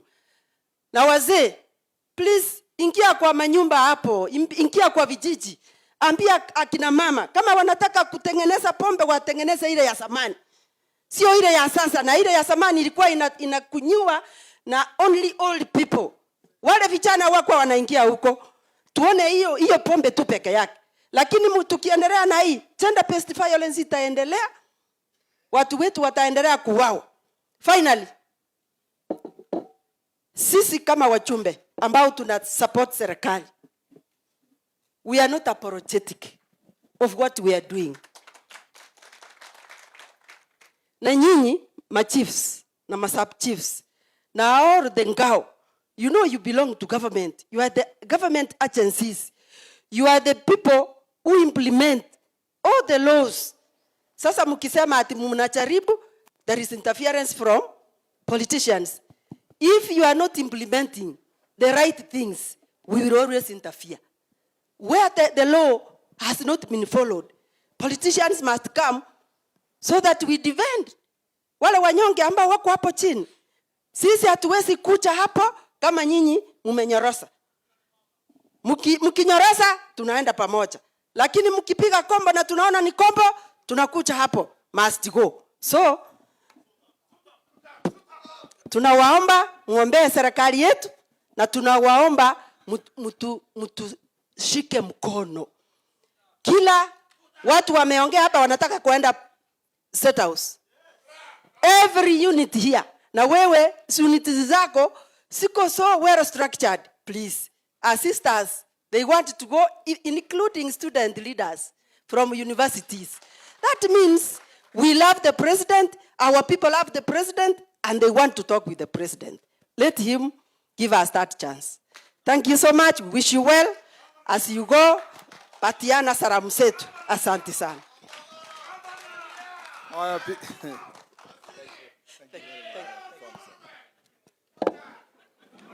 Haya, pigieni makofi mheshimiwa. Pigia makofi waheshimiwa wote.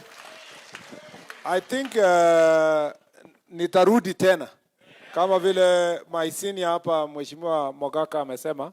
I will come back so that we open the police stations, we inspect the projects yenye iko huku na tufanye kazi pamoja. Si namna hiyo? Ya pili, nashukuru sana kikao hii yote kwa mazungumzo mazuri sana. Nashukuru pia mheshimiwa governor alitafuta nafasi kuja kuwasiliana na mimi. Gawaje kidogo ni kama alikuwa na kesi nyingine yenye haihusiani na hii mkutano. Sasa anataka kunipiganisha na marafiki yangu. Jukwaa la usalama haikuangi na siasa. Tunaongea tu mambo ya usalama. Na nyinyi mnajua mheshimiwa Nyakundi na mheshimiwa Osoro ni viongozi tajika katika chama chetu na ni marafiki wangu personally. Hata huyu Nyakundi amekuja tu bunge juzi, lakini amejikasa sana. Unaweza fikiria amekaa bunge miaka 15. So na nikiona governor amesonga kidogo kwa umri,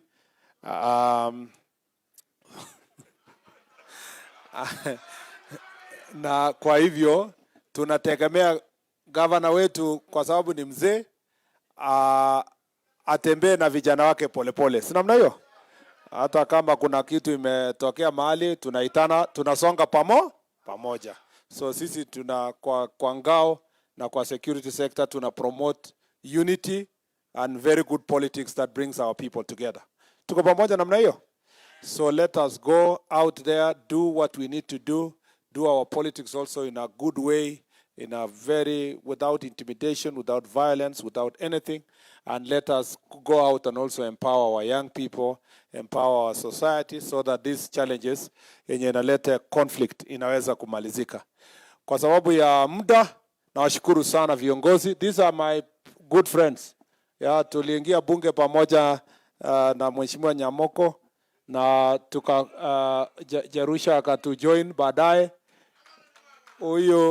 Huyo Osero, I hope hayuko pande ingine. Huyo Osero ni anafaa kuwa kabisa chini ya rais kila siku, kwa sababu wamekuwa marafiki na yeye kwa miaka mingi na amekuwa close na rais. Mimi najua mtu ya kwanza kuwa karibu na rais kwa hii county inafaa kuwa Osero.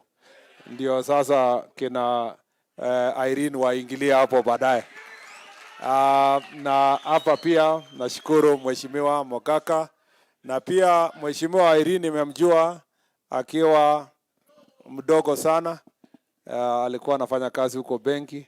Juzi nimekutana yeye amefika bunge, nikamwambia, nikafikiria ameandikwa kazi bunge, kumbe ni mheshimiwa. Nashukuru pia kazi tunafanya pamoja kwa broad based government. So nawashukuru sana kwa hayo na mengi. Wacha nipatie nafasi DIG atufungulie mkutano kwa niaba ya security team, aseme neno moja alafu afunge.